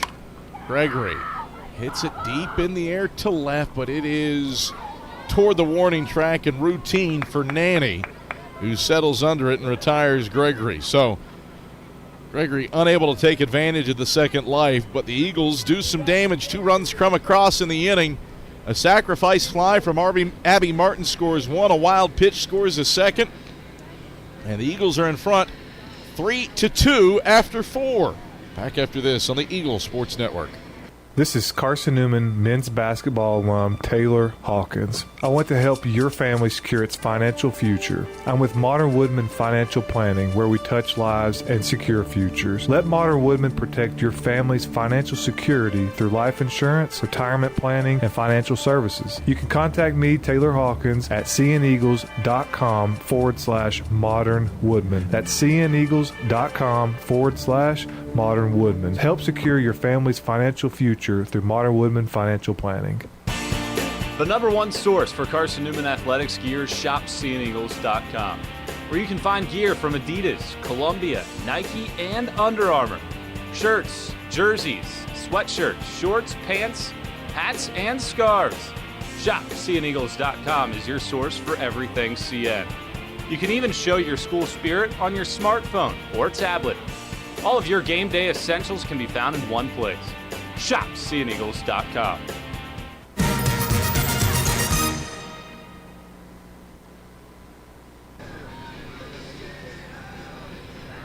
Three to 2.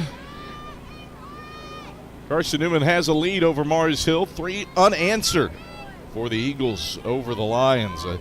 Abby Martin sacrifice fly, a wild pitch.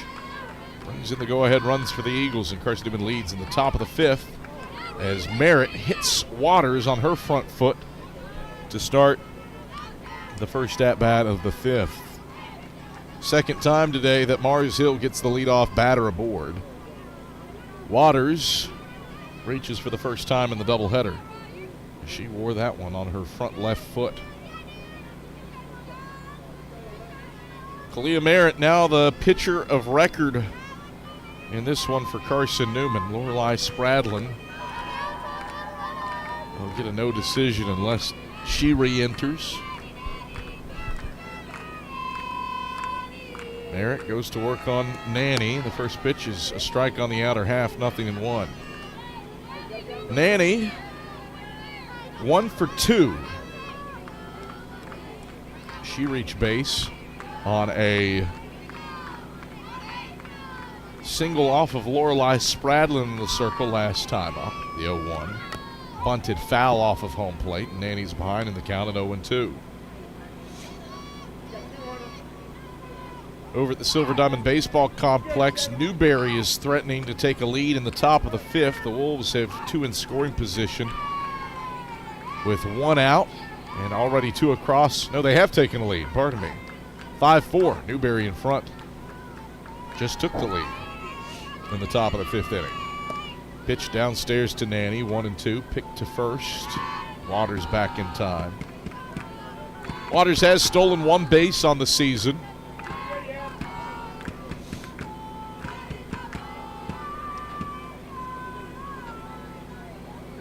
Merritt back aboard the slab. Right foot on the third base side of the rubber, the 1-2.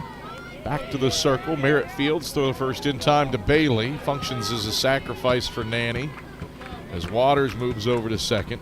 1 out, and the tying run in scoring position for the Lions in the bottom of the 5th inning. And Bree Weimer to the plate. Weimer's 0 for 2 here in the nightcap, with a ground out to short and a line out to right. But she did have a multi-hit effort in game number 1, including a game-tying 7th inning home run. First pitch to her is in the turf. Now the runner at second caught in a pickle. Throw back does not get Waters. She slides back into second in time. 1-0. Richards put an on-target throw to Armstrong. The throw beat Waters there, but Armstrong couldn't apply the tag quick enough. 1-0. Looping changeup stays outside, ball 2. 2 balls, no strikes. 1 out. Waters on second after she led off the inning getting plunked. Moved to second on Nanny's ground out to the circle. 2-0. Zips low. Richards keeps it in front. It's 3-0. 27 pitches for Kalia Merritt, an inning and a third into this relief outing. She's given up a hit, a walk, and hit a batter. 3-0. Merritt pitches. Strike at the knees on the inner half, 3-1.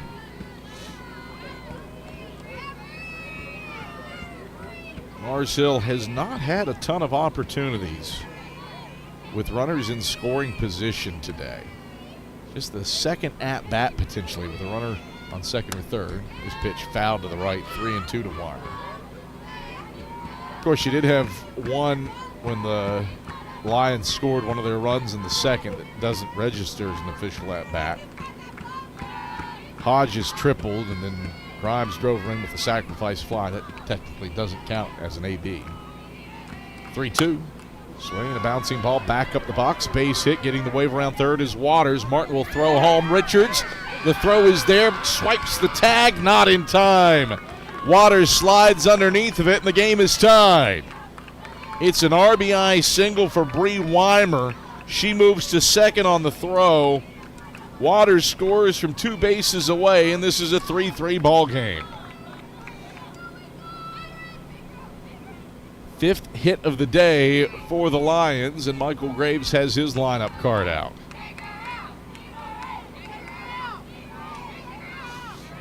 So Kalia Merritt's day in the circle is done. She goes an inning and a third, gives up 2 hits and a run, and is responsible for Weimer on second base.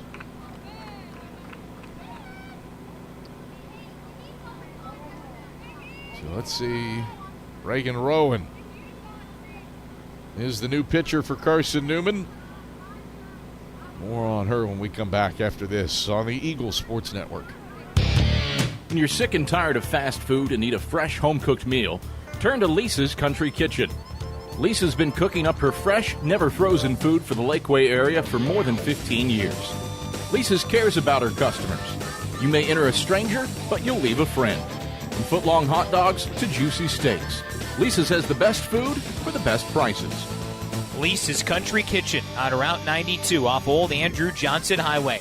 The best food for the best prices. Serving East Tennessee for 40 years, Magaha Electric is the perfect choice for all your electrical projects. Magaha Electric specializes in commercial, retail, manufacturing, residential, and industrial contracting needs. Magaha Electric can provide superior service, technical know-how, and realistic budgeting for any size project in a timely, cost-effective manner. Visit MagahaElectric.com for all your electrical contracting needs. Magaha Electric, your East Tennessee electrical contracting source. We've got a 3-3 ball game here in the top of the 5th inning. Bree Weimer, an RBI single up the middle, has leveled this one up at 3 runs apiece. And Sadie Cecil stands in for the Lions, taking a pitch upstairs from Reagan Rowan. Rowan is 3-0 in 11 2/3 innings of work, has given up 8 hits, a run. It was not earned, 4 walks, and 14 strikeouts. The 1-0. In tight at the knees, ball 2 to Sadie Cecil, 2-0. She inherits a runner from Kalia Merritt and Bree Weimer at second base, so you can't quite close the book on Merritt just yet. Rowan, 2-0. Cecil takes upstairs. Pitch was well elevated, and a wild pitch will move Weimer over to third.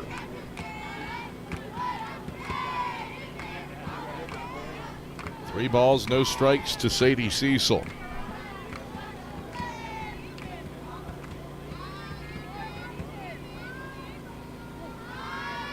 Rowan checks her wrist and pitches. Upstairs, ball 4. 4-pitch walk to Sadie Cecil. Runners on the corners and 1 out for Maya Schulter. Schulter's 1 for 2 with a single and a fly out. She's got the go-ahead run on third base here in the top of the 5th inning of a 3-3 ball game.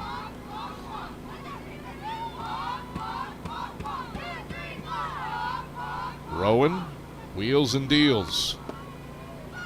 Low at the knees for a ball.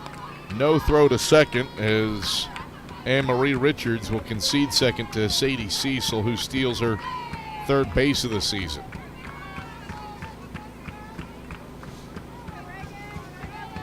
So the go-ahead run and an insurance run in scoring position for the Lions. Rowan, the 1-0. Elevated for ball 2. 6 pitches for Reagan Rowan, all of them out of the zone.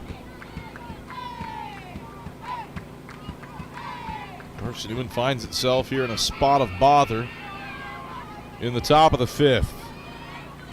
Lee Weimer has tied the game with an RBI single up the middle, scoring Riley Waters, who got plunked to lead off the inning. 1 out, 2 in scoring position. The pitch. There's a strike at the belt on the outer half, 2-1. 2 balls, 1 strike, 1 out.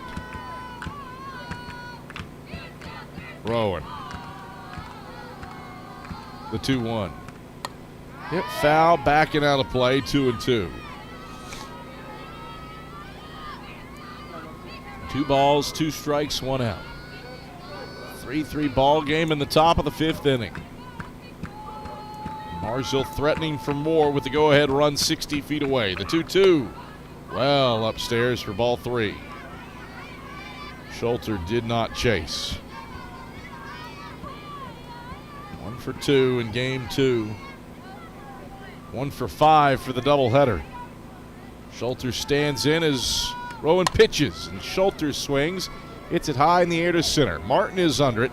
Tagging from third is Weimer. The throw from Martin goes to third base. That keeps the runner Cecil at second. Weimer tags and scores, and Mars Hill has the lead on a sacrifice fly.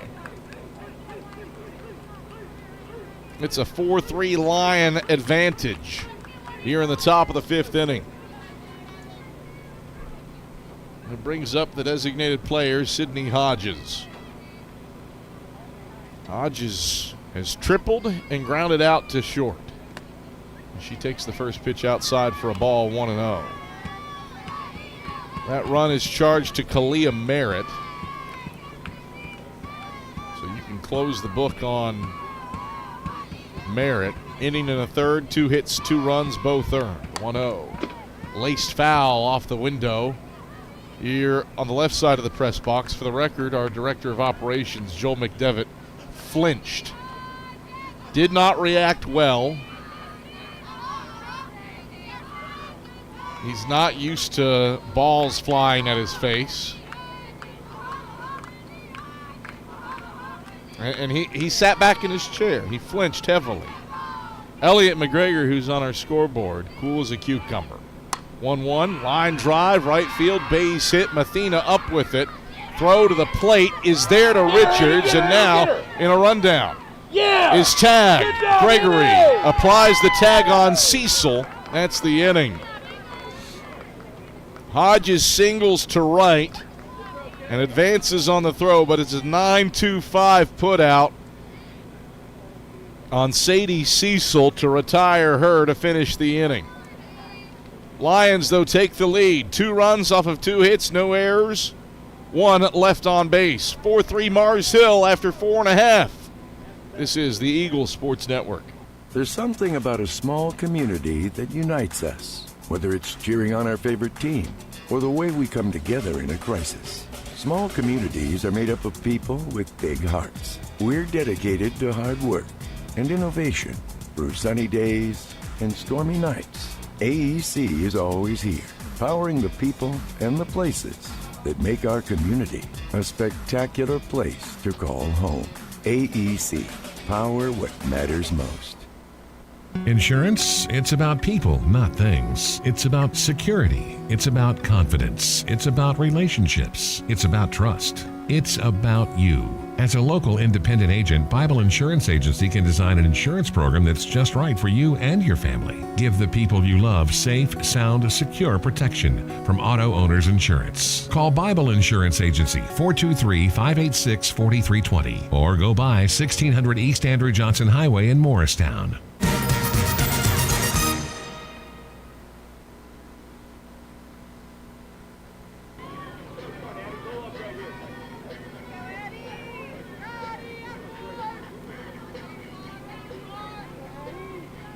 Addie Saunders leads things off for Carson-Newman here in the home half of the 5th inning. Eagles find themselves trailing once again, 4-3, as Carly Gentry goes to work with the first pitch low and away for a ball, 1-0.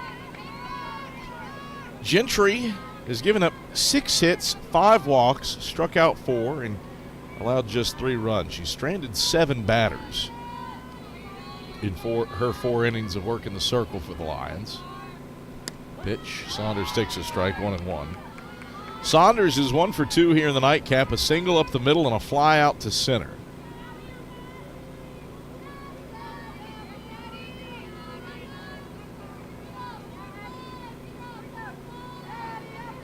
Here's the 1-1. Saunders a strike again at the handles to the lefty, 1-2. Lefty batter versus lefty pitcher.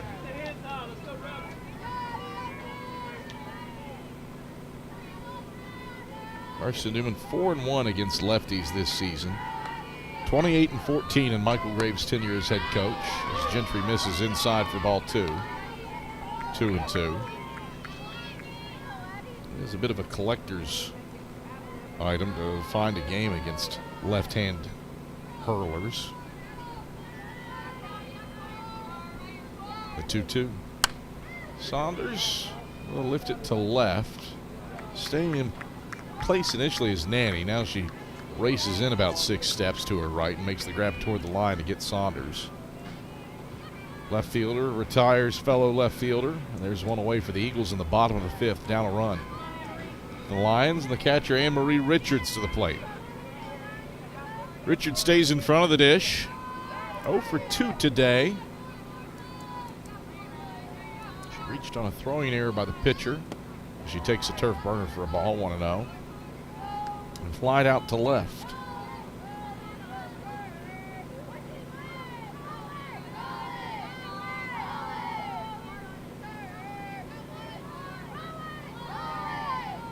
Should say she lined out to the pitcher, but potential double play ball was negated as Richards lifts this one to center field. Retreating back to the warning track goes Waters, and 2 feet in front of the orange track, she retires Richards.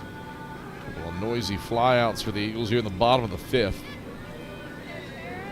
2 up, 2 down. Eagles down 4-3, and Sarah Walker to the plate. Walker is working on a multi-hit effort here in game number 2. 2 for 2 with an RBI. Designated player climbs in as Gentry pitchers, and Walker hits it to center field, and it loops under Waters, who races in to retire Walker. So a quality little 6-pitch inning for Carly Gentry. She retires the Eagles in order for a second time. And Mars Hill will look for insurance in the top of the 6th, leading Carson-Newman 4-3, trying to salvage a split in the doubleheader. Grimes to the plate after this on the Eagles Sports Network. Don't know what to wear on game day? Head over to shopseeandeagles.com for all of your Carson-Newman athletics gear. You can find clothing from Adidas, Columbia, Nike, and Under Armour to cover you from head to toe. Shopseeandeagles.com also has duffel bags, backpacks, jewelry, pet supplies, and gifts. Don't waste any more time. Prove you are the ultimate Carson-Newman fan with the official gear of the Eagles at shopseeandeagles.com. Visit today.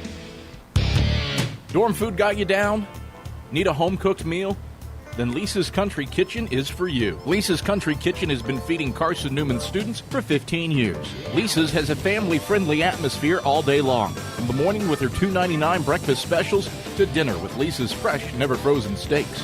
Carson-Newman students get a 10% discount with their student ID. Lisa's Country Kitchen on Route 92 off Old Andrew Johnson Highway. The best food for the best prices.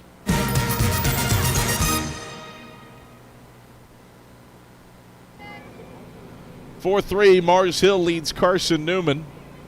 As we come to the top of the 6th inning, Lions have tilted this back in their favor in what has been a seesaw battle as Leah Grimes leads things off. A quality game 2 in this doubleheader as she goes to work against Reagan Rowan, swinging and fouling the first pitch back, 0-1. Grimes Drove in the second run of the day for the Lions back in the second inning with a sacrifice fly to left, and then doubled with 2 outs in the fourth. 1 for 1 here in the nightcap officially. The 0-1 upstairs for a ball, 1-1. And Grimes 1 for 2 with 3 walks, a double, and a strikeout for the doubleheader. With a run batted in to boot. 1-1. Grimes lifts to right. Mathena has to track back. She circles under it, reaches back, leaps up, and makes the grab as she comes into contact with the brown warning track turf to put away Grimes. It was a circuitous route for Katie Mathena in right. But she does get there to retire Grimes. 2 pitches and an out for Reagan Rowan on Grimes, and now Sterling to the plate.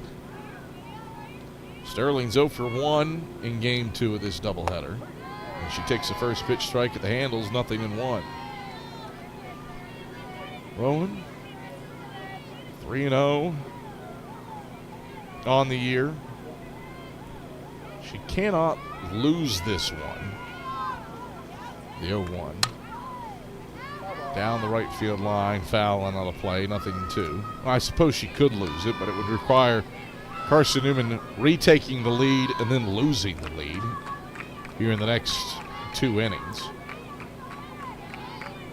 But Kalia Merritt is the pitcher of record right now for Carson-Newman. The 0-2.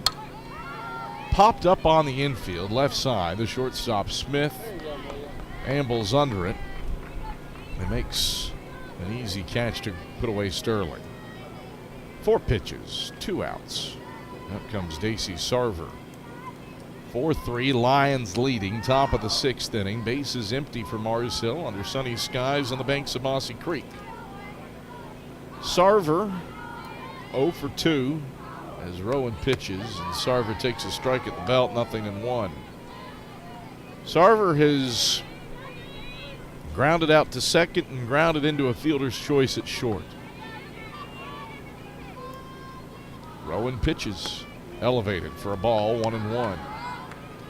1 ball and 1 strike with 2 outs, and the base is empty for the Lions in the top of the 6th. They have come back to take a 4-3 lead after the Eagles jumped in front 3-2. Tipped foul to the backstop, 1-2. Eagles won game 1 in a walk-off fashion, 2-1 in extra innings, after Bree Weimer tied a 1-0 game with a solo shot in the top of the 7th. 1-2 to Sarver. She lifts in the air in foul ground on the right field side. The second baseman Armstrong races over and gets under it, makes a basket catch to foul out Sarver. Rowan mows through the Lions in 1-2-3 fashion on 7 pitches. She faces the minimum. The Eagles will try to reignite their offense. Down a run in the bottom of the 6th on the Eagles Sports Network. Tri-Light is proud to support Carson-Newman Athletics. We salute the student athletes who are working hard to make great things happen on the field, in the classroom, and in the world. It takes vision, commitment, and teamwork, qualities we share at Tri-Light. Our mission is to provide life-changing opportunities by building a world-class fiber broadband network. If you'd like to learn more, please visit trilight.net or call us at 833-847-0824. We select our insurance companies the same way you do, very carefully. When you work with us, you can count on receiving fast, courteous, and professional service and quality protection through Auto Owners Insurance. For a no-problem approach for your life, home, car, and business insurance needs, ask us about the No Problem Company, Auto Owners Insurance. Call Bible Insurance Agency at 423-586-4320 or go by 1600 East Andrew Johnson Highway in Morristown, serving the Lakeway area's insurance needs since 1931.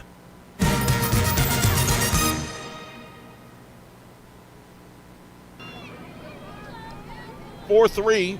Mars Hill leads Carson-Newman with 8-9-1 to the plate for the Eagles here in the bottom of the 6th inning. Carly Gentry goes back to the work, and the lefty fires the first pitch outside to Katie Mathena. 1-0 to begin the at-bat. Mathena's 0 for 1 here in the nightcap. walk and a strikeout. 0 for 2 for the doubleheader. She has 3 bases on balls on the day. 1-0. Mathena lifts to left. It drops in for a base hit. Bree Weimer couldn't get there in time from short. Mathena's got her first hit of the doubleheader. A little looper into left, and the leadoff batter reaches for a 4th time for Carson-Newman. They've come around to score 2 of the previous 3 times. Eagles would love that here for a chance to tie the game in the bottom of the 6th as Shelby Armstrong comes up. Armstrong's 0 for 1 here in the nightcap, a walk and a strikeout. She squares to bunt, shoots it to the first baseman, Grimes. Turns and throws to the second baseman, Cecil, covering the first base bag. That retires Armstrong 3-4, but Armstrong has done her job and moved Mathena into scoring position with a sacrifice bunt. And the lineup turns back to the top of the order for Malia Smith. Everybody crashes in on the lefty slapper, who swings at the first pitch and lifts it foul to Davis Street. This ball bounces over a silver truck parked on Davis Street. It was twirling toward it, but it side spinned away from it. 0-1. Pitch 98 for Carly Gentry. The 0-1. Squared to bunt. Smith pulls it back. It's high for ball 1. 1-1. Smith broke an 0 for 10 streak at the plate by bunting herself aboard on a single to the catcher back in the 4th. The 1-1. Bunt showed again, pulls it back. It's outside for ball 2. 2-1. 2 balls, 1 strike, 1 out. Carly Gentry set for pitch 100. Her 10th appearance and 5th start. She's only going to complete game twice. And cruising here, has dealt with traffic well. 2-1. Smith stings it up the right field line. It's a base hit. Mathena waved around third. She scores standing. Smith a hard turnaround second.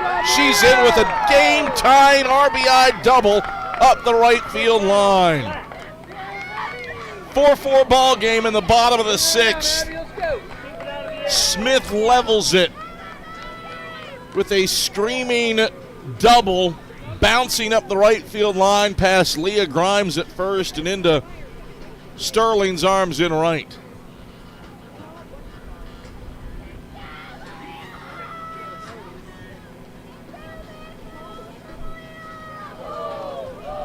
Umpires got together for a moment. Not entirely certain what their discussion is, but all of them writing in their notepads. As Carson-Newman has tied this game at 4 runs apiece with Abby Martin to the plate.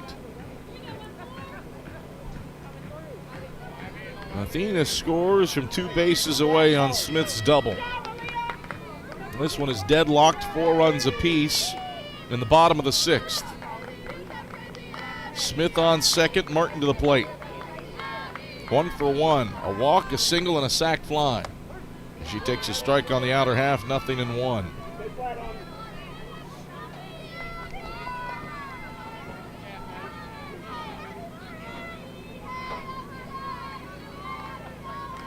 Gentry. 1 out, and a runner on second. Deals the 0-1. Martin takes up, ball 1, 1-1. Carson-Newman trying to rally late in what has been a back-and-forth affair. Mars Hill got up 2-0. Eagles answered with a run in the second and took the lead with 2 in the 4th. It was a 3-2 game after 4. Here's the 1-1. Outside to Martin, 2-1. And it was Mars Hill's turn to answer with a 2-run top of the 5th. That put the Lions ahead 4-3. The Eagles have come through with 1 here in the bottom of the 6th. Amalia Smith's double down the right field line, now looking for the lead. 2-1. Martin lifts it down the right field line to the chalk. A diving grab. Sterling makes it. Smith tags and moves to third. Highway robbery from Cameron Sterling and right, laying out and robbing Martin of extra bases. It is a productive out, though, moving Smith over to third. And it brings up Macaulay Bailey, who's looking for her first hit of the nightcap. Go-ahead run 60 feet away in the bottom of the sixth. The first pitch to Bailey is off the plate away for a ball, 1-0. 2 strikeouts and a walk here in the nightcap. Bailey hasn't been aboard in game 2. She was 1 for 3 in game number 1. 1-0. Strike at the knees, 1-1. Maybe Bailey is going to be given a potential pitch to hit. First base open. The Sox all-time leader in RBIs at the plate. Gentry, the 1-1. Bailey, line drive right to the second baseman Cecil, who snow cones it to finish the frame. Eagles score the tying run, though, on Malia Smith's RBI double down the right field line. A run off of 2 hits and a runner left for the Eagles in the 6th. Waters, Nanny, Weimer to the plate for the Lions when we come back after this on the Eagle Sports Network. How do you know you're in a community, not just a town? Well, strangers smile as they walk by. They refill your coffee without you asking. And when you ask directions, people offer to walk you there. Communities give more. The way you know when you walk into First Bank that you are in a real community bank. Great products, direct access to your local bankers, and relationships that can last a lifetime. Don't just have an account. Have a community with First Bank. Member FDIC.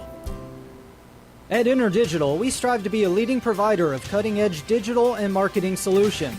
At InterDigital, we want to help our clients find success. Our team of technology gurus work together to ensure InterDigital continues to progress forward as technology advances. At InterDigital, we make technology work for you. Visit interdigital.com for IT support, web development, virtual tours, graphic design, internet marketing, mobile app, and film production services. InterDigital, laser focused on your success.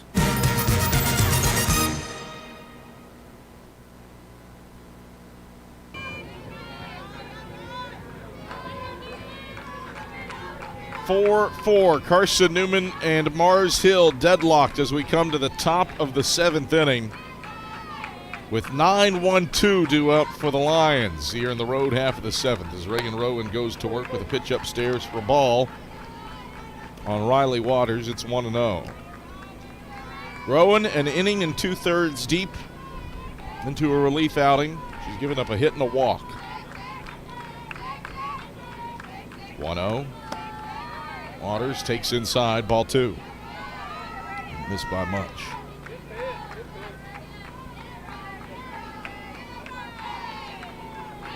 Waters hitting .341 on the year.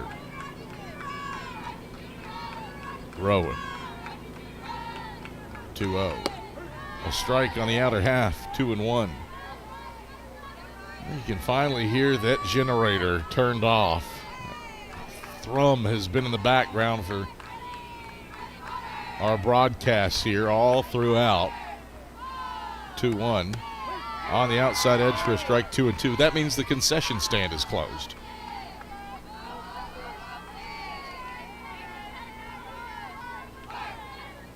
Two balls, 2 strikes. The leadoff hitter, Waters. Rowan pitches. Swing and a miss. Richards drops it, but she completes the strikeout to first. Throwing to Macaulay Bailey for Rowan's 15th K of the season. There's one away in the top of the 7th of a 4-4 ball game.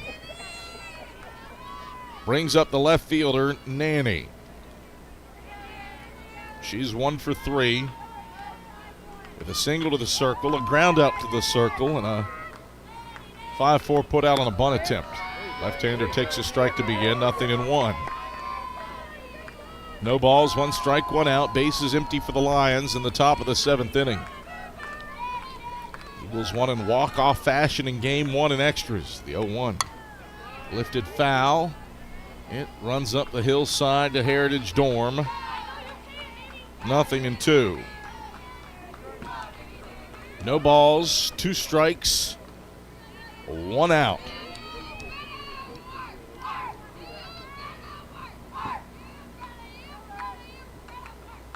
Rowan twirls the 0-2. Nanny laces it onto the hillside before Davis Street. And the count remains no balls and 2 strikes. Carson-Newman, baseball down the road on Davis Street at the Silver Diamond Baseball Complex, trailing Newberry 6-4 with 2 out and 1 on in the bottom of the 6th. The pitch. This is low for a ball, 1-2. Now 2 out and 2 on after a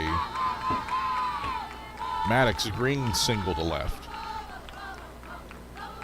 So the Eagles with the tying run on the base. Down the road, 1-2. Shot foul on Davis Street again by Nanny.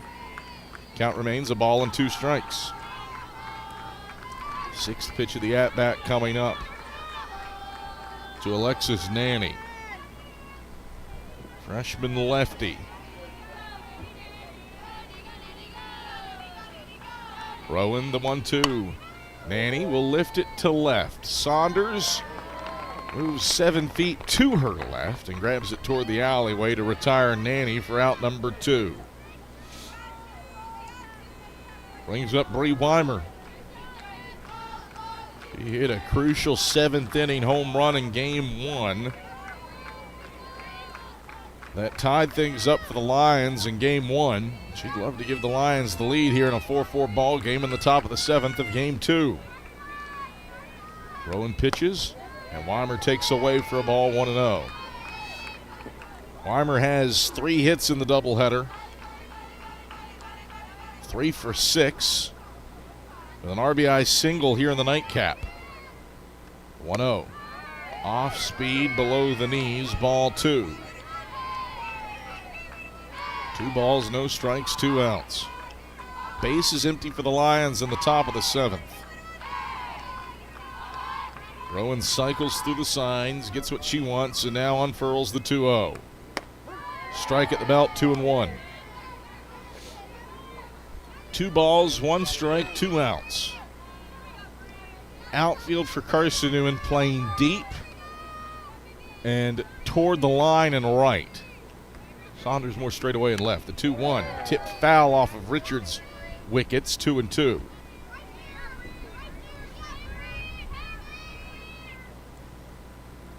Home plate umpire David Wittenberg will come out and have a chat with Reagan Rowan.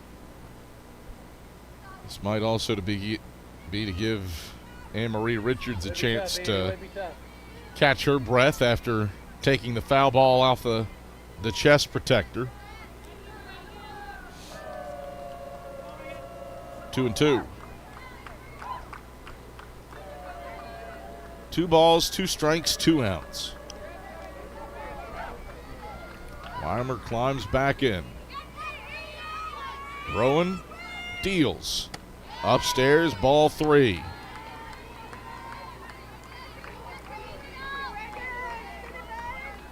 Three balls, 2 strikes, 2 outs. Rowan winds and delivers. Low for ball 4. Weimer works a 2-out walk. And the inning extends in the top of the 7th of a 4-4 ball game for Sadie Cecil. Cecil looking for her first hit of the nightcap. She's 0 for 2. A strikeout, a flyout, and a walk. Rowan pitches, and Cecil takes low for a ball, 1-0. Cecil 1 for 4 for the doubleheader.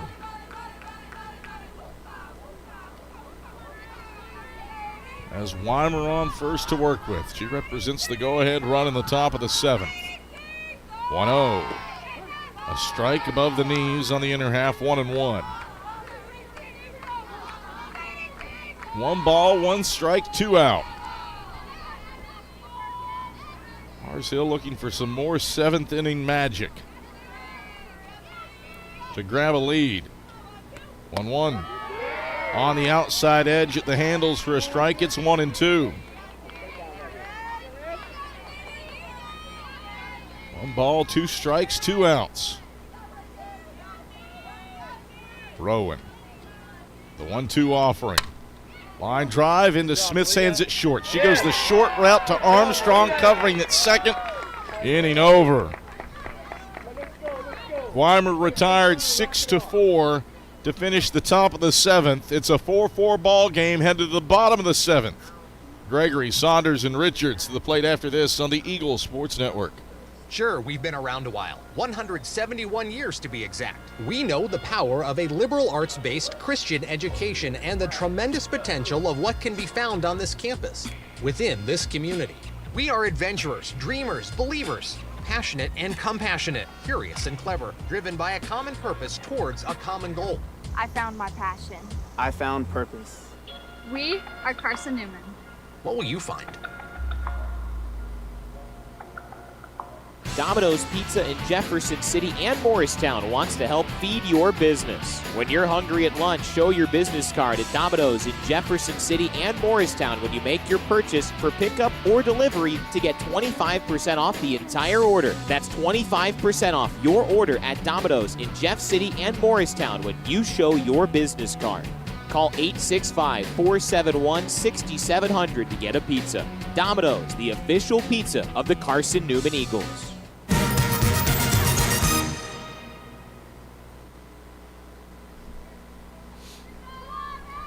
4-4 ball game, bottom of the 7th inning. Carson-Newman with a walk-off winning game number 1, looking to do it again here in the nightcap. And sweep a season series with the Lions as Grace Gregory stands in. Carly Gentry back to work in the circle for Mars Hill as Gregory lines the first pitch she sees into left field. That's a base hit for Grace Gregory. Second hit of game 2 for Gregory. And the Eagles have the winning run on base for Addie Saunders. Quality piece of hitting for Grace Gregory. Driving a line drive into left. And Michael Graves has his lineup card out. Bailey Worley will come in to pinch run for Grace Gregory at first base. Brings up Addie Saunders. She had the hit that helped produce the win for Carson-Newman in game 1. Wasn't your typical walk-off hit. Had an infield single where the fielder held the runner at third, and then a throwing error trying to get Saunders at first. Brought that run in. Gentry pitches. Saunders squares to bunt. Pulls it back. Bailey Worley is trying to take second, and she's caught stealing. Worley was caught dead to rights, and she's out. Out number 1. 2-6, caught stealing.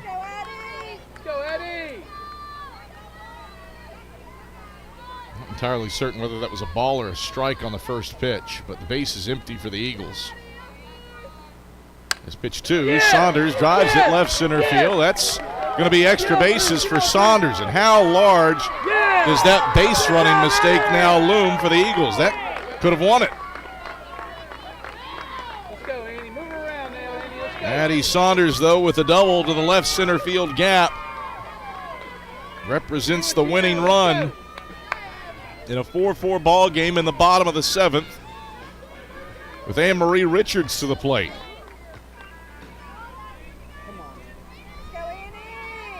Richards 0 for 3 here in the nightcap.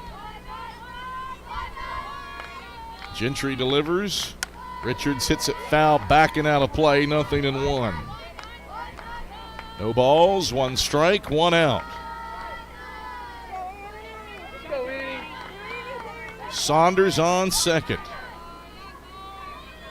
after a double to left center. Gentry, the 0-1. Off the plate and low. Away to Richards, 1-1. 112 pitches for Carly Gentry. 6 1/3 innings of 10-hit, 4-run ball with 5 walks and 4 strikeouts. The 1-1. Richards takes outside, ball 2. Saunders helped produce the winning run in game number 1. Can she score the winning run in walk-off fashion here in game number 2?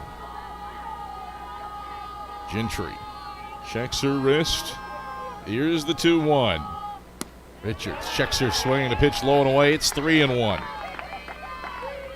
3 balls and a strike to Anne-Marie Richards.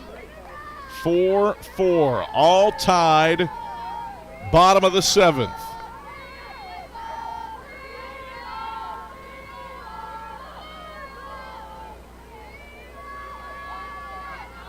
The 3-1 to the plate.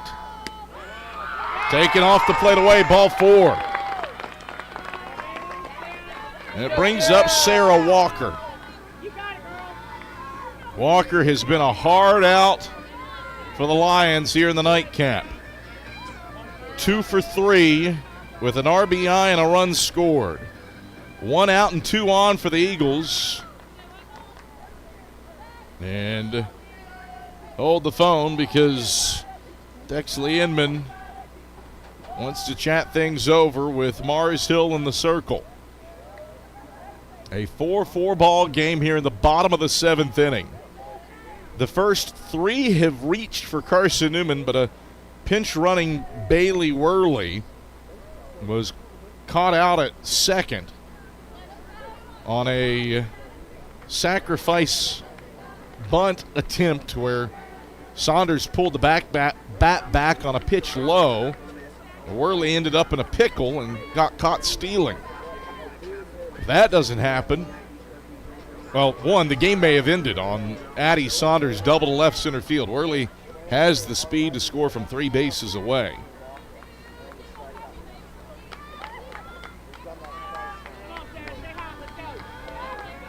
Let's go, Sarah!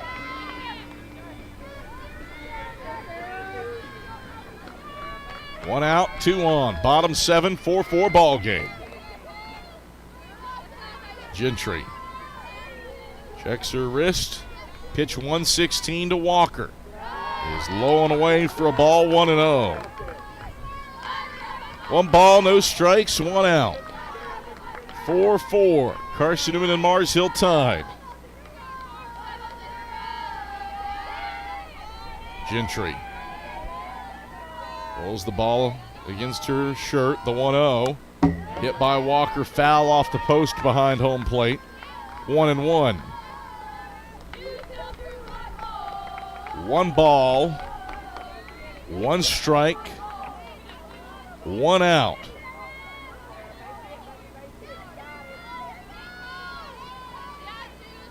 Saunders on second, Richards on first. 1-1. Walker lifts foul to the right, now to play 1-2. Walker working on a 2 for 3 day.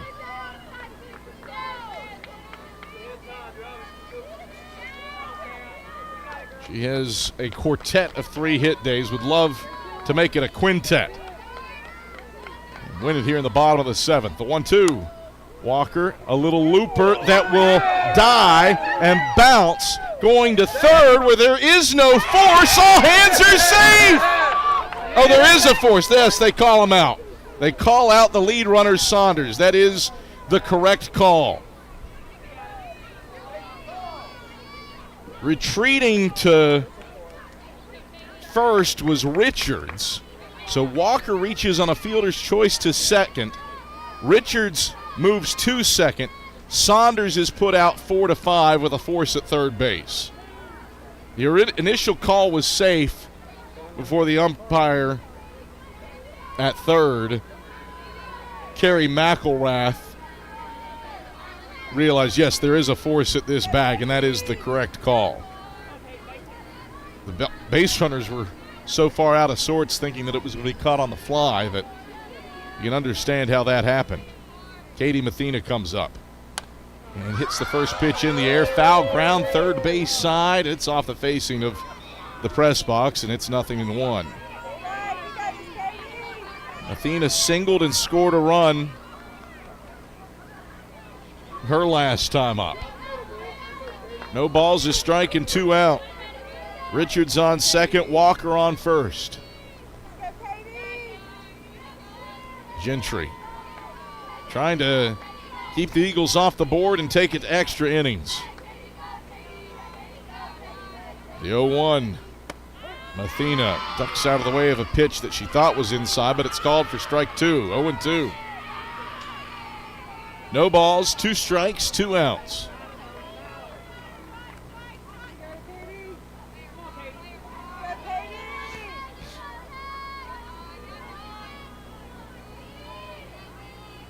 Nothing in 2. The pitch. Upstairs, ball 1.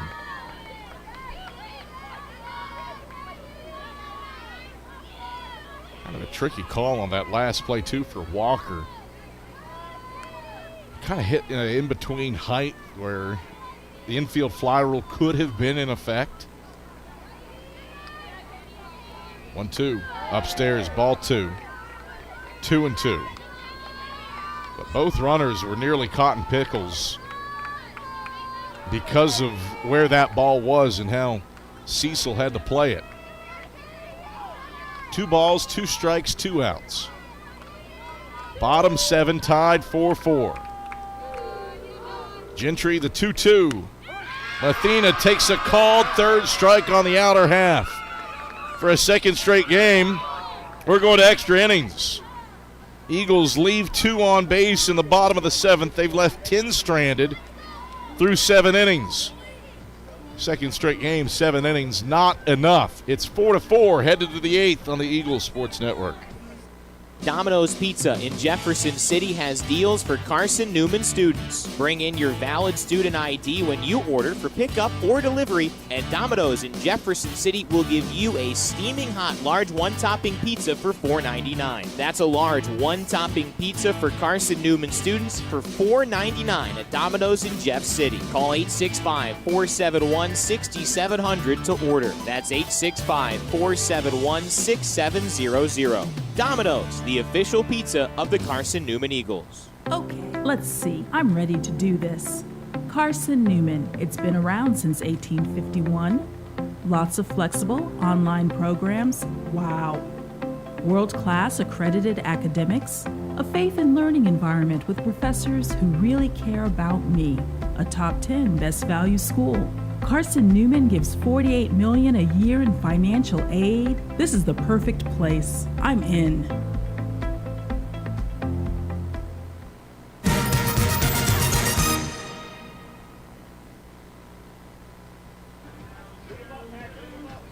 Game 1 went to extras. Carson-Newman won it in walk-off fashion 2-1. Game 2 goes to extras. It's 4-4 between Carson-Newman and Mars Hill here in the nightcap of this doubleheader.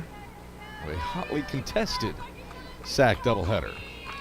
Schulter leads off the top of the 8th inning, squaring to bunt. She shoots it back to the circle. Gregory fields from third, throws to first to Armstrong, covering the bag. And that retires Schulter. 5-4 on the putout. Sadie Cecil, the international rule runner, goes to third. And Mars Hill has the go-ahead run 60 feet away.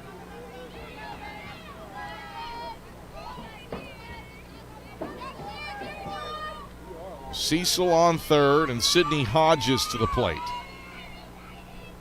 First pitch to Hodges is low for a ball, 1-0. Hodges working on a multi-hit effort.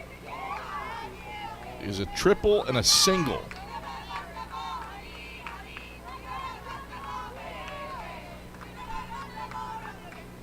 The 1-0. Strike at the knees, 1-1.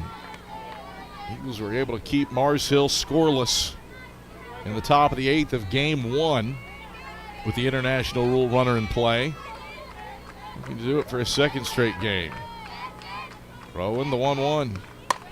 Swinging a line drive to right. Mathena grabs it, tagging from third. No, she won't try to score. Mathena puts an on-target throw to send Cecil back to third.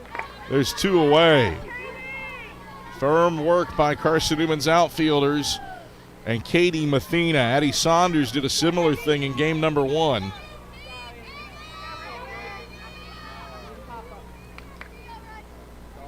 Brings up Leah Grimes. 2 out, runner on third. Bowen pitches. And Grimes lifts it in the air. Foul ground, right field side. Bailey got the tip of her mitt to it, but couldn't close it. And it's 0-1. Tough play for Macaulay Bailey at first, and Shelby Armstrong racing over from second. Grimes stays alive.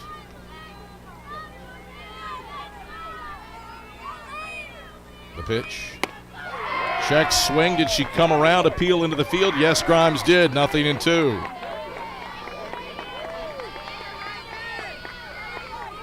No balls, 2 strikes, 2 outs. International rule runner Cecil at third. Rowe in the 0-2. Grimes chops it foul off of third. Pitch 50 of this relief outing for Reagan Rowan.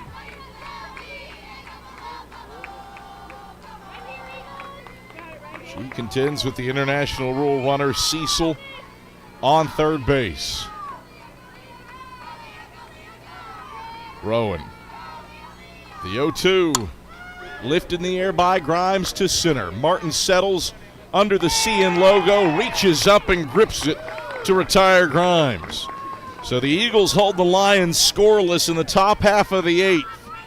Carson-Newman with 9-1-2 to the plate in a 4-4 ball game in the bottom of the 8th after this on the Eagles Sports Network. This is Carson-Newman men's basketball alum Taylor Hawkins. I want to help your family secure its financial future. I'm with Modern Woodman Financial Planning, where we touch lives and secure futures. Let Modern Woodman protect your family's financial security through life insurance, retirement planning, and financial services. You can contact me, Taylor Hawkins, at cneagles.com/Modern Woodman. That's cneagles.com/Modern Woodman. Help secure your family's financial future through Modern Woodman Financial Planning. The #1 source for Carson-Newman athletics gear is shopcneagles.com, where you can find gear from Adidas, Columbia, Nike, and Under Armour. Shirts, jerseys, sweatshirts, shorts, pants, hats, and scarves. Shopcneagles.com is your source for everything CN. You can even show your school spirit on your smartphone or tablet. All of your game day essentials can be found in one place. Shopcneagles.com.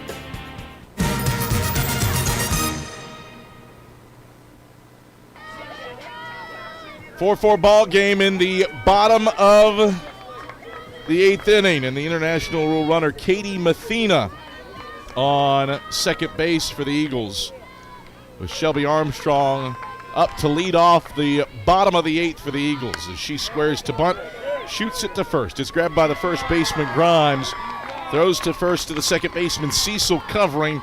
Armstrong does her job with a 3-4 sacrifice bunt. The winning run, Mathena, is over to third base for Malia Smith. 4-4, bottom of the 8th inning. Smith drove in the tying run in the bottom of the 6th with a double down the right field line. And she'll take up for a ball to begin this at bat at 1-0.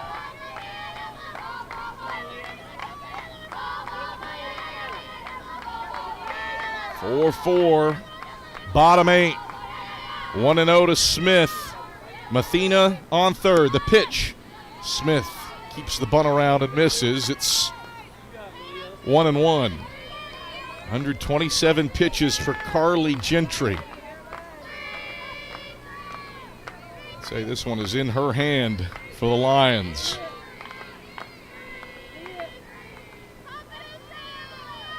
The 1-1. Smith swing, line drive. It is caught by the third baseman on the fly for Sarver. Officials gonna come together and chat. The home plate umpire said out.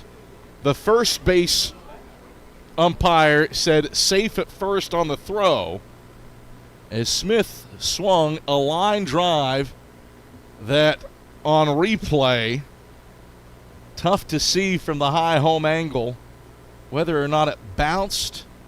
Might be a hop there as it got into Sarver's glove at third. This umpiring crew chatting it over.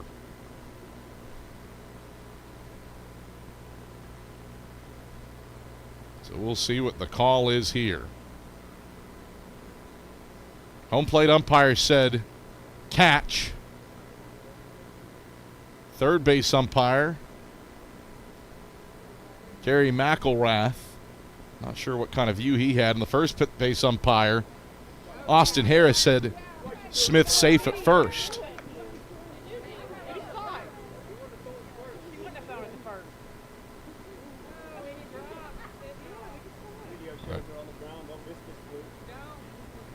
And here's some of the fans chattering, watching the stream from the stands, but the video shows it on the ground. Don't miss this blue. Long chat. Safe at first. Base hit for Malia Smith. Mathena had to stay put at third, though, because of where it was hit. 11th hit of the day for Carson-Newman. And Mars Hill head coach Dexley Inman is nonplussed and incensed. Runners on the corners. For Abby Martin. Really, Malia Smith doesn't matter a whole heck of a lot in this one. It is Katie Mathena at third base. It's the important one. Abby Martin's driven in a run here in the nightcap with a sacrifice fly. That would do the trick for the Eagles here in game 2. Dexley Inman pleading her case with this umpiring crew. Kerry McElrath, the crew chief, he's at third in game 2 with David Wittenberg behind the plate and Austin Harris at first. I do think the umpires got the call correct. On replay, it looked like it bounced, but there is no, the umpires do not have the capability to use replay. They've just got to go based off of what they thought they saw. Eagles with runners on the corners. One out here in the bottom of the 8th of a 4-4 ball game. Trying to win in walk-off fashion for a second time against a Lions team that had won 4 straight coming in. Carly Gentry to work against Abby Martin. Checks her wrist. Outfield playing deep. Here's the pitch. Martin takes up and away for a ball, 1-0. One ball, no strikes, one out. Second base is open. If there's the thought for Dexley Inman to put a force at every bag. 1-0. Downstairs, ball 2. 2 balls, no strikes, 1 out. Smith certainly fast at first. Mathena decent speed at third, but Mathena's the one that matters. 2-0. Smith swings, bouncing ball off the glove of the first baseman Grimes. It's into right field, base hit, ball game over. Abby Martin walks it off in extra innings. A 1-out rip through the right side. Martin plates Mathena, and Carson-Newman wins 5-4 in extra innings for a second time. Grimes nearly had it at first, but it was a ripper for Martin. It bounced off Grimes' mitt, caromed into right, and the Eagles prevail in riveting, thrilling fashion, 5-4 in the nightcap to sweep the doubleheader. The win streak now sits at 7 consecutive for Carson-Newman. Abby Martin, the hero, arguably, of both games, with a diving grab in center field in Game 1 and the walk-off hit here in the nightcap to give the Eagles a 5-4 win over the Lions. Carson-Newman sweeps the Twin Bill. Eagles are now 29-8 on the year, 8-4 in sack play, while the Lions drop to 24-8, 5-3 in league play. Thanks for joining us. For our director and replay operator, Ian Johnson, our fantastic camera crew with Itzy Ayala, Will Humphreys, and Emma Bowling. I'm Adam Cavalier. Once again, the final score from the Vicky Kazee Hollifield Softball Complex. It's Carson-Newman 5, Mars Hill 4. We don't have Carson-Newman softball for you at home until April 15th. Our next presentation of softball will come from Newberry on Wednesday, 1 o'clock and 3 o'clock from the Smith Road Complex. Carson-Newman baseball in action Tuesday against King. That is a 3 p.m. first pitch for the Tornado. Thanks for joining us. Thrilling day here at the Vicky Kazee Hollifield Softball Complex as the Eagles walk off Mars Hill twice. 2-1 in Game 1, 5-4 in Game 2. This is the Eagles Sports Network.